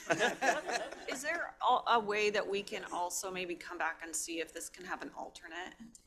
Again, yeah, because it's a multi-jurisdictional committee. Right. We don't We'd have have to ask. say over the bylaws, so we would need to bring it- that up. Again, it would be a voting member, so an alternate, have to, somehow allocate the vote to the alternate if the original person didn't show up, so would require a discussion now. So then it's settled. I'll be the representative until we figure that out. What should we do here? Vice Chair? Well, I just had a thought too, when Commissioner Lovell was talking about some of the reasons he's interested. We had the great benefit before you were in office of a presentation from RAIN, and I don't know if you've made contact with Caroline Cummings and those folks, but note to self, that's an area that might actually help as much, if not more, than what the work of this board is with the kinds of calls you said you've been getting as a resource to your constituents. I'd like to be able to ask for an alternate. Yeah, I'm okay. Sure. But we have to ask first. Right, what we would need to do is delegate the first representative, and when that representative attends the first meeting, you can bring that up and ask about an alternate, yes. So You've convinced me. I'm buying the T-shirt. Put Commissioner Buck on the top, and I'll be the we'll see alternate if that goes that way. But For I now, think we'll Commissioner just Trigger show it brings as up a good point Commissioner about rain Buck. too. And if you return Commissioner Buck with the discussion that they're willing to maintain an alternate, we can bring this order back. Then, Rice convinced me. then Metro MWMC. Boy, I love that. We're flushed with excitement this time for those meetings. No. There's no wasted emotion on this one. Question, Chair? Yes. Is this the committee that's going to be looking at what we've been talking about with the waste, the dump and all of the things with, this is not that committee? Negative. No, Negative, this is okay. not. No, Oh, this is wastewater. This is and it is, it's a regional committee. It's Lane County, City of Springfield, and City of Eugene. The three jurisdictions have elected members, plus 3 members who are appointed from each of those jurisdictions, appointed members. The membership, I've been on there 6 years now, and other than the Eugene representative, I'm the youngest member on the board. You know, I mean, people have been there a long time. You know, it is detailed, intricate, and actually, to me, intriguing work. So, if nobody has objection, I would love to continue on MWMC.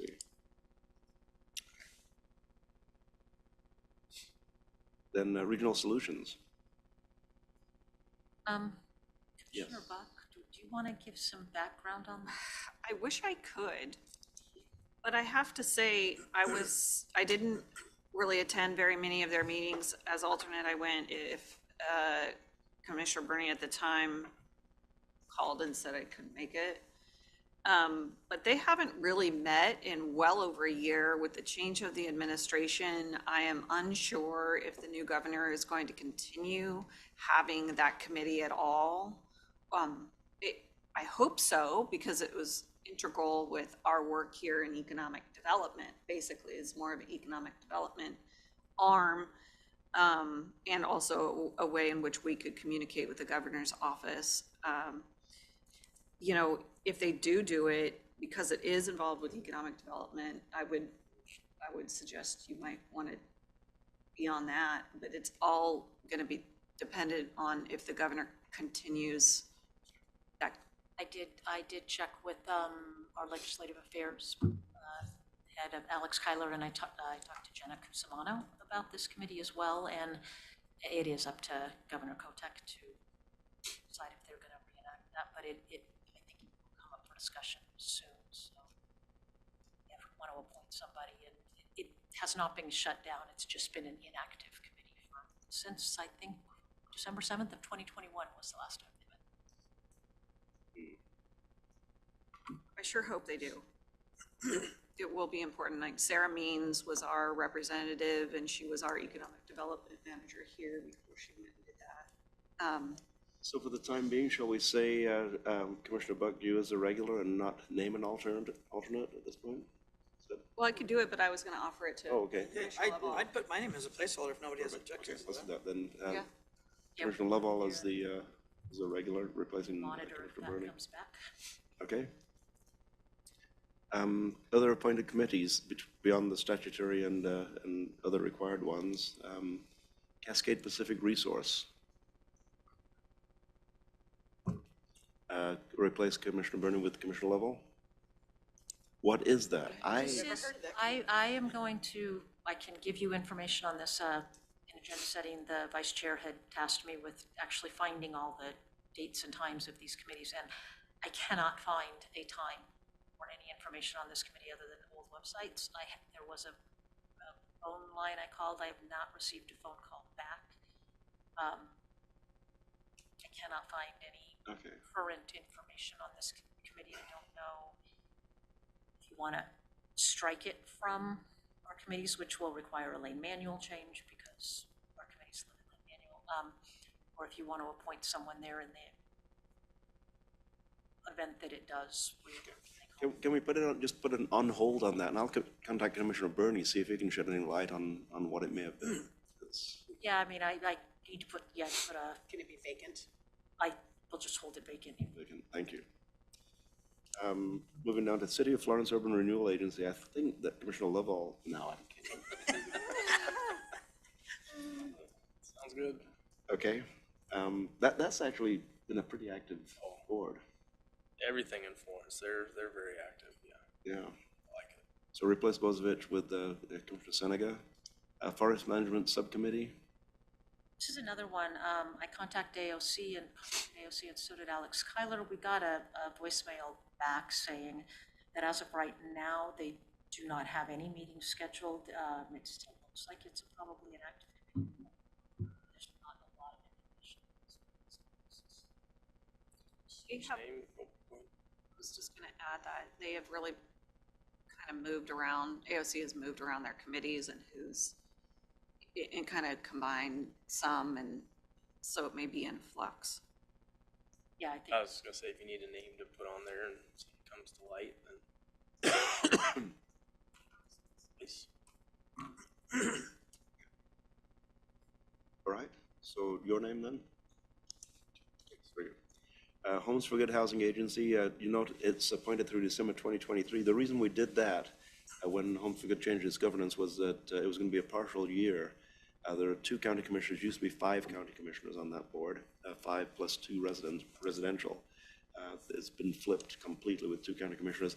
And we were presumptuous in saying that Commissioner Buck and I would continue through this year pending this approval on this date today. So without objection, go ahead. If I may correct, we did appoint you through 2020. So there's no approval necessary, so. No, we would have to draft. End of discussion. Homes for Good if that changed. Very good. Lane Council of Governments.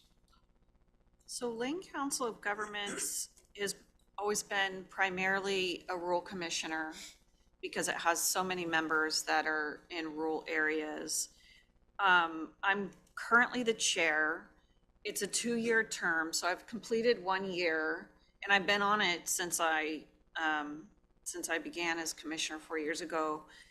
And the chair position is a 2-year position. I'd like to fulfill my commitment this year, but next year, I think it would behoove you to consider that role. So then we'll replace the alternate of Bernie with Seneca. Yeah, I was gonna say, would that make a? And that way you could attend the meetings, you know, as time permitted, and if you had to not be there. I was an alternate on that when Commissioner Stewart was a member. In my 10 years, there's only been 2 representatives, you and Commissioner Stewart, both not coincidentally from East Lane County. Okay, good. So we'll continue with that.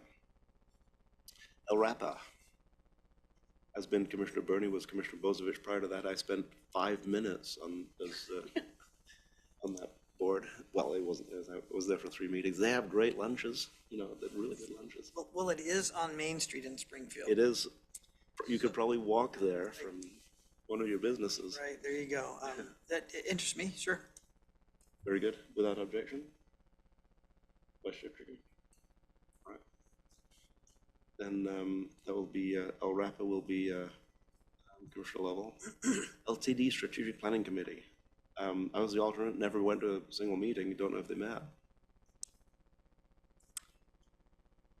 I'm not, we may want to check on if that group still is in existence. LTD is a brand new executive director, and they're going through a process right now around gathering community input on engagement on different issues, including the expansion of VMX. I did check with Okay. them, and their website currently indicates they are meeting. They meet every other month, the 4th Tuesday from 5:30 to 7. That'd be a good one for me with the Santa Clara River Road stuff going on. Yeah. The Main Street stuff. Well, the Bethel stuff going on. Yeah, it's going on. It's probably everywhere. Huh? Well, they have an alternate. Want to take the lead, Commissioner Seneca, on that, or would you want me? Take a leap, or we can move names up and I'll replace the alternate in that. What do you think, Chair? I'm good stepping away from that. I was pretty integral in the West 11th MX decision making. I'll do it. Okay. So as with Seneca as regular and Laval as alternate. Okay. MPC. I'll mention, because I mentioned this to you, Chair, previously, the MPC is yet another transportation meeting. It's pretty active. I know that you've been very interested in it. It's more, the only, real rural community that's in it is Coburg. So it really should be represented by somebody who's mostly in Eugene or Springfield. So it's not really a great fit for me since, when I go there, I do advocate for Coburg, but it has a lot more to do with the metro cities. Well, I've made no secret of the fact that I've enjoyed my 6 years on MPC and that I've wished to be on there the last 4 years.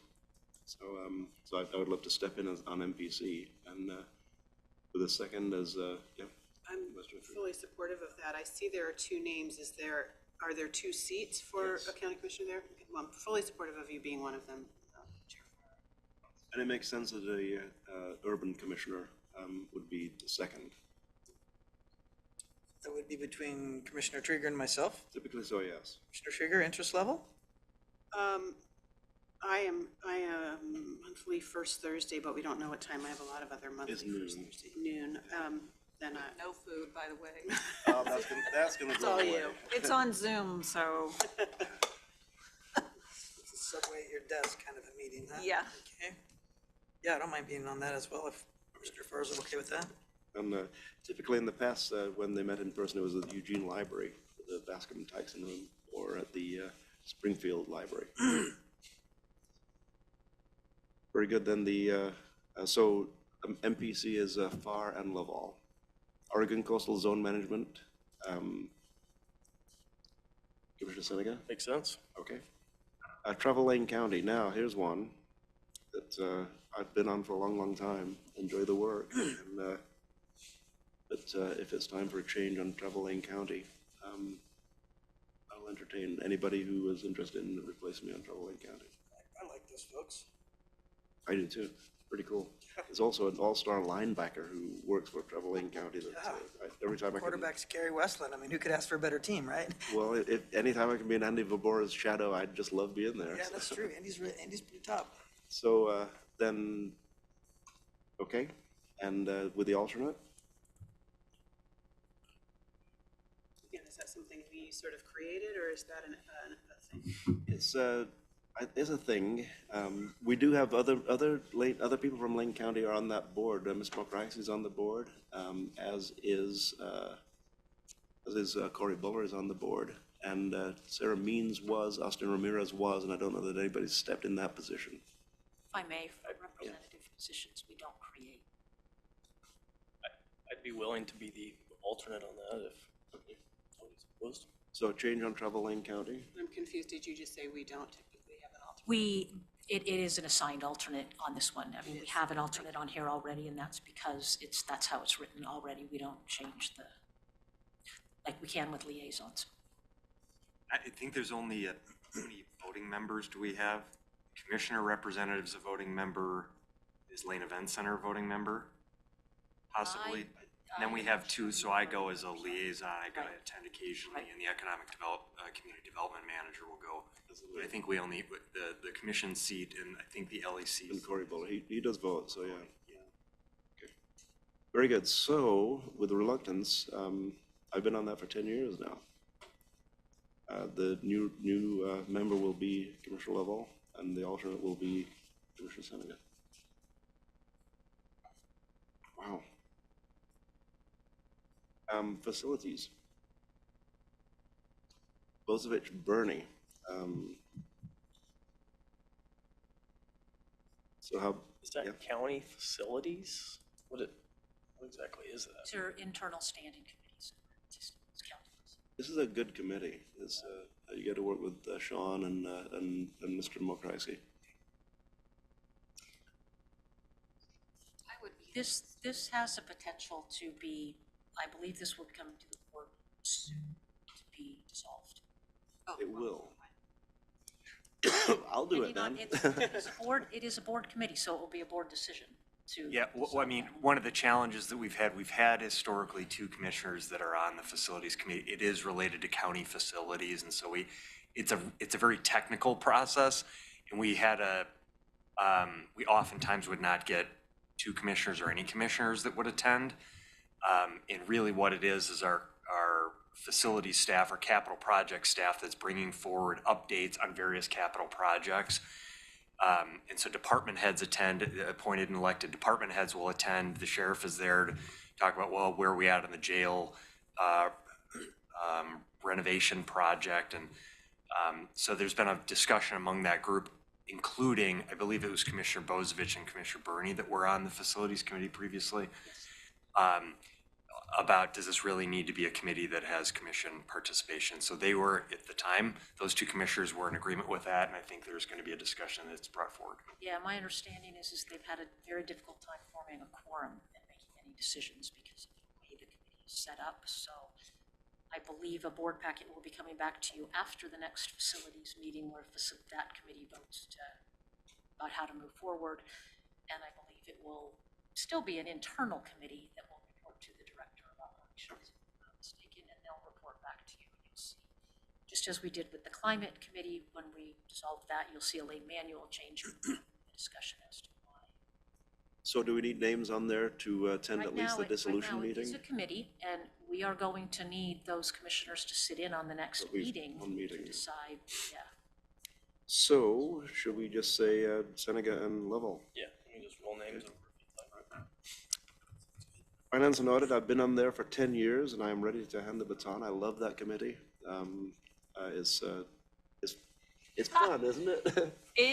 Okay, so this is like the smallest committee ever. It's basically the assessor and 2 commissioners. And it says on here, it's every Monday, but it's not. It's just when things are gonna come up to the board.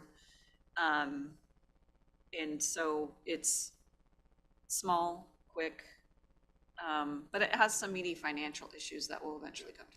And you do see the audits prior to the board seeing the audit. You actually see the audit and give the approval to send it to the board. So it is really interesting in that fashion. We've including, had our fair share of review of our audits. we have, and it's fun. I'll tell you what, I love it because it's always good news. So who wants to replace me? Nobody's jumping. It really is Why is fun, your I three swear eyes to you. looking this I'll way? stay because It's I the enjoy it. easiest board I just ever. heard him say he'll stay. I got my name on a lot of this paper. I'm just kind of wondering here. Okay, then we'll remain status quo on Finance and Audit. Legislative Committee, I would like to stay on the Legislative Committee. Then we need to replace Commissioner Burney. I would very much like to do that if the Outstanding. board. Okay, so Commissioner Trigger replaces Commissioner Burney. Policy and Procedure, as needed, hasn't been needed. It has not been needed in 4 years. 4 years. That's actually a committee I am The boss of. what the staff person, not the boss. I believe the last time it met, we had Commissioner Sorensen as the chair. I have talked to Steve Adams, our new policy director, and we're trying to figure out how this committee fits. So you may see discussion at the board at that level too when he gets his head wrapped around how this should. So right now, we can appoint 2 people just so we have something there, but bear in mind, it has not met for a very long time. So I'll stay there with that caveat. Who would like to replace? I'm happy if we Vice need Chair. a name there. I'm happy to serve on a committee that's likely never to meet. And you and I can meet over coffee and, okay, sounds good. Then finally, the Technology Management Team has been Bozovich and Buck, who will replace Commissioner Bozovich. Roll that over if you'd like. Okay, to Commissioner Seneca. Then there's only one that's not on here, that's not really a part of your charge, Ms. Jones, and that is the Association of Oregon Counties Regional Representative to their Legislative Committee. Oh, right. Yeah, that'll be a separate order. I but- was gonna say, I can't speak to that, and it will be a separate order. Okay, and then let's take that up as under other items and be very brief about it. Commissioner? I just want to go back to the tech team. I'm happy to remain on it, but I'm also happy to let it go if somebody else also wants to.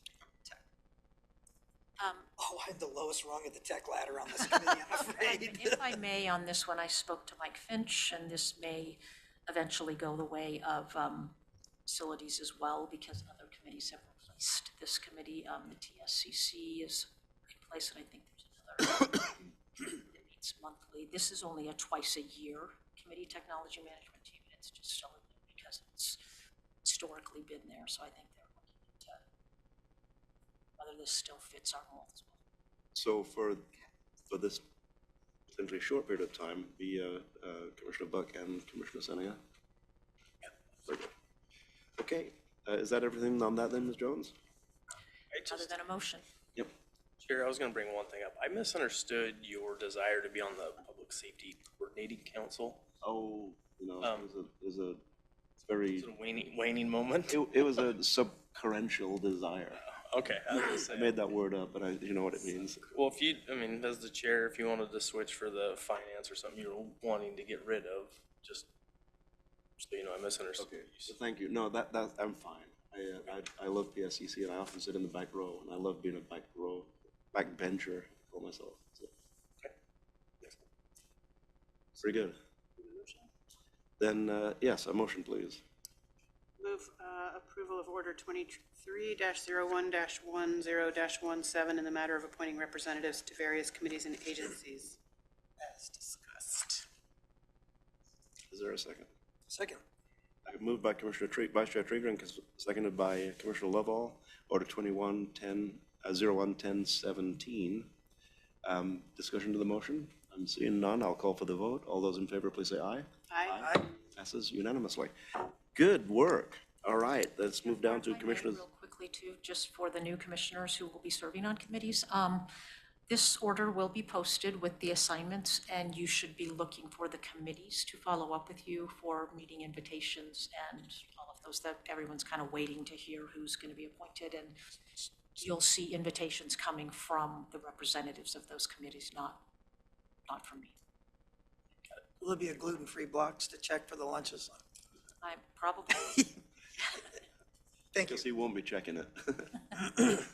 So and another aside on that is that it's not unprecedented that midstream we would change. It just needs a board action if we do need to change the names of representatives. Doesn't happen very often, but should it be needed for any reason, that does happen. Very well. Let's move down to item 10A, which is, 9C. Mr. Markaraisi, do you have any announcements?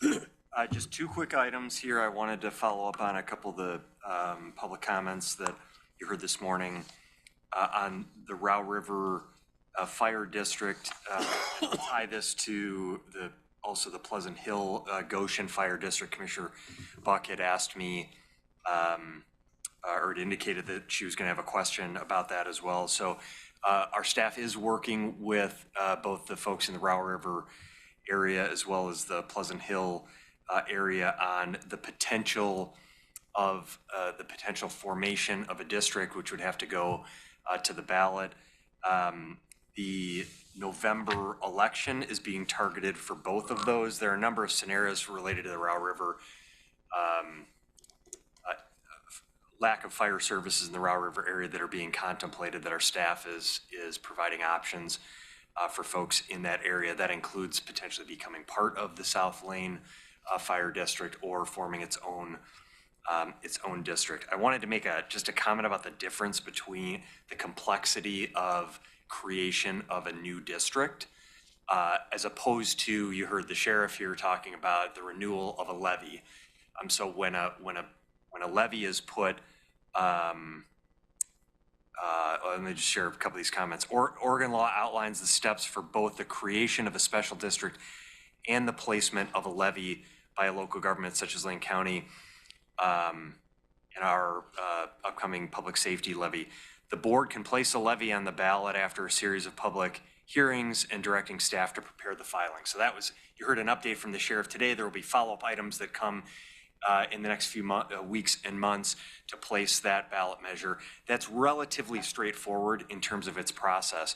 The creation of a special district, however, has several more steps because we're creating something that didn't previously exist, a new structure of government that has its own ability to tax and to create laws and provide services.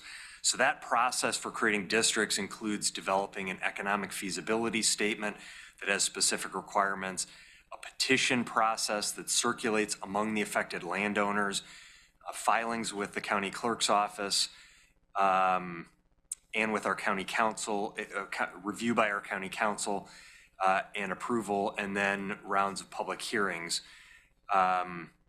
There are also some process variations in statute depending on the type of district that's going to be created. And then beyond the filing process, we need to involve land management, our land management division, and assessment and taxation for special district formation, change, mergers, and dissolution. So I just want to provide that kind of general comment. There was a desire originally for the Pleasant Hill Goshen group to put district formation on the ballot in May, and just given all the work that needed to happen, it was not going to be possible. And so they're currently looking at the November timeline. So our staff is working. I just had some notes on this that I wanted to pull up.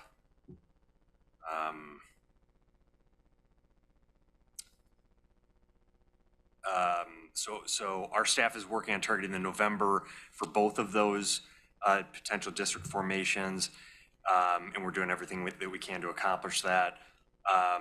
We're also assisting in the Row River, for example. Our emergency management staff is assisting, is aware of and assisting in seeking funds for support, as well as our policy team. So that's just high-level update on Raw River and Pleasant Hill Goshen. And then the other one I just want to note, because there were some comments about land management processes. Commissioner Senega referenced the bill in the legislature that we are actively supporting to rectify some of the legislative constraints to rebuilding on F2 land for structures that have been destroyed. So that legislative process is happening. And then related to our specific building permit inspection processes and land use planning processes and decisions, we have work sessions that are tentatively scheduled for the board on March 8th and March 15th. So those are two work sessions where we're going to come forward with various updates. I think I haven't looked at my calendar, but I think those are Wednesdays, where we'll have our Public Works and Land Management staff available to provide overview and then take questions and potentially have direction from the board on that. So I think that's everything. That's all I have right now. Thank you, Ms. Broker. I see Commissioner Buck. I just wanted to share for the newer members on our board regarding the Pleasant Hill Goshen fire. You may know that they actually currently exist. The issue is that they need assistance from our board in order to dissolve and create one district together, which is more feasible for the community. And yes, they definitely wanted to be on a ballot in May, but understand the complexities. We're gonna aim for November, but we are very aware that a delay increased costs of construction because, you know, time is money. So I'll be searching for assistance from fellow board members to help facilitate that and work with staff on both those districts along the way this year. And Commissioner Buck, thank you for being the lead in that. You have my support at any level you need that. Thank you. Thank you. Thanks. And thank you, Ms. Borkowski.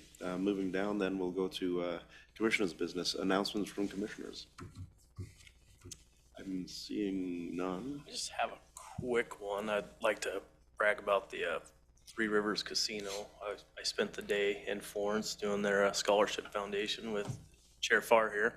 And what a great day, a great board, and we got a lot done. That was, I don't know if we're supposed to talk numbers yet, we probably won't, but it was very. Numbers, just don't talk names. Yeah, well, it was very impressive, and a great process to be involved in. We went through almost 250 applications, and our want, or the ask, just as an indicator for what people are looking for out there, was $8 million when we added it all up. Not what we gave, but what the ask was. Gave 1.2 million. 116, something like that, yeah. So we'll have by the time we finish work on Friday. Very good. And moving along, I'm sorry for keeping you past into the lunch break without even asking if it was okay today. I apologize for that. I told Commissioner Buck we would be out of here by 11:30. So, any further announcements? Board assignment requests? I am seeing none. Oh, I'm sorry, Commissioner Lovell. Yeah, thank you, Chair. I would like to open up a discussion, or at least to reconsider, maybe a head nod on allowing us to look at our commissioner districting maps. Last time we voted on that, it was for the annual 10-year audits that we need to do and that sort of thing. But it says in the charter that we do that every 10 years, but it doesn't say we can't do it before. And I think that there is some controversy and some things about those maps that I think we could make a better choice. And I think possibly the 4 maps that were selected, there's maybe a relook at that would be appropriate. And so I'd like to put that before the board as a head nod, see if we could do that. So to get that on a future board assignment, you'd need 3 head nods from this board, and you have mine. So that would be a future assignment, Ms. Margaret. I ask you to take a look at the redistricting maps that have not taken effect yet. That would put. Actually, they have taken effect. Okay. The ones they voted on last have taken effect. I'm asking for a relook. A relook, okay. My suggestion would be that we have staff review process and timeline and come back to you as soon as we're able to. And this would include county council review and discussion about the legal, any legal constraints that may exist to reconsidering the current maps and potentially adopting a new map. Okay. What that timeline and process would look like, I think that would be the best next step. So when did that take effect? After the last, because the last election, they hadn't taken effect. So after the first of the year. So now Sheldon High School is in Springfield. Right. Okay, all right. Okay. And North Eugene High I School. believe the not in North commission maps were the only ones that did not take effect. The Last election, that, correct, it's the commission maps that commission maps, it just took effect in January. Yeah. Okay, good. All right.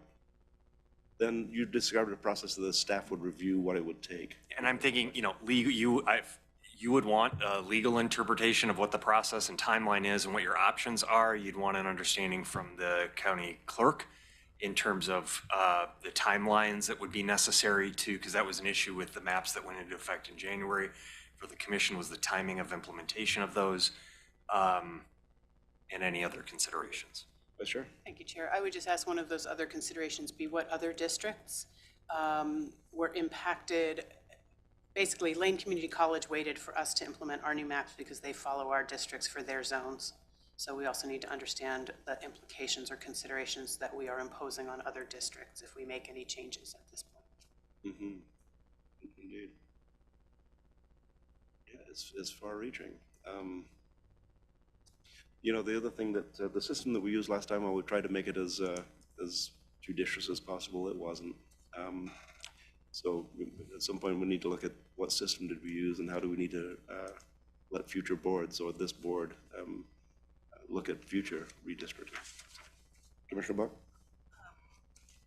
This will also impact the committee we currently have that's reviewing our charter, because they were looking at the way in which we did the redistricting this last time and how that relates to what our current charter says. So there are, I'll just warn us all that there's pretty big implications on various levels that we'll need to discuss. And I would sense strong controversy because we did involve the public in committees, and there will not being implemented or changed in any way, should that be the direction of the board, will cause significant controversy. Anything we do along those lines cause controversy. The people who live in Ferry Street Bridge say, what? Springfield? What? Springfield? Hendricks Hill say Springfield. Yeah, so, okay, very good. So controversy exists, and we'll stir it up a little bit more, I guess, if we do, Mr. Mokrasky, your recommendation, take a look at what it would take. So, very good. Okay, then at this point, we're, Mr. Mokrasky, a review of assignments. So I just have that one assignment to have staff report back with a legal analysis and process timeline review for the potential reconsideration of commissioner districts, as well as the impact on any other public entities or districts as it relates to any changes. We don't have a date for that yet, but we'll assign it and figure out when we can pull that information and do that analysis and review and come back to the board. Very good. Then the sound of my gavel will be recessing the Board of County Commissioners. We're actually, I believe, adjourning commissioners into and then read into exec session. And tomorrow is not a board meeting. It is a meeting of our lead. We notice it. This is the budget kickoff, but it will not be a board meeting, so you don't convene that meeting or continue that meeting until then. So I believe you want to recess. Sorry, you want to adjourn and then read into exec session. Which includes if we choose to come out into regular session, we can. Correct. So, all right, then. I don't expect. Okay, I don't expect that. So the sound of my gavel will be adjourning the Board of County Commissioners, and we'll be reconvening in executive session, which will be remote in our own offices. And then a reminder that tomorrow morning, we do have a budget, Wednesday morning at 8:30 a.m. at the budget kickoff with the leadership team right here at Harris Hall at 8:30 a.m., not at 9 a.m., but at 8:30 a.m. So at the sound of my gavel, after I read this in. Sorry, I apologize, because it does look like the way Ms. Jones set this up was to recess to exec session, and then apparently we're gonna come out of exec session and you would adjourn after that. Okay. So I apologize for It's okay, I love being corrected taking you in off of public. what It's you one of the already joys of had my the right life. process. Especially when I was wrong. So, okay, so we are going to recess at the sound of my gavel. And we'll reconvene in executive session. And then we'll reconvene as the, tomorrow morning at 8:30. So the Board of County Commissioners will meet in executive session to conduct deliberations with persons designated by the governing body to carry on labor negotiations.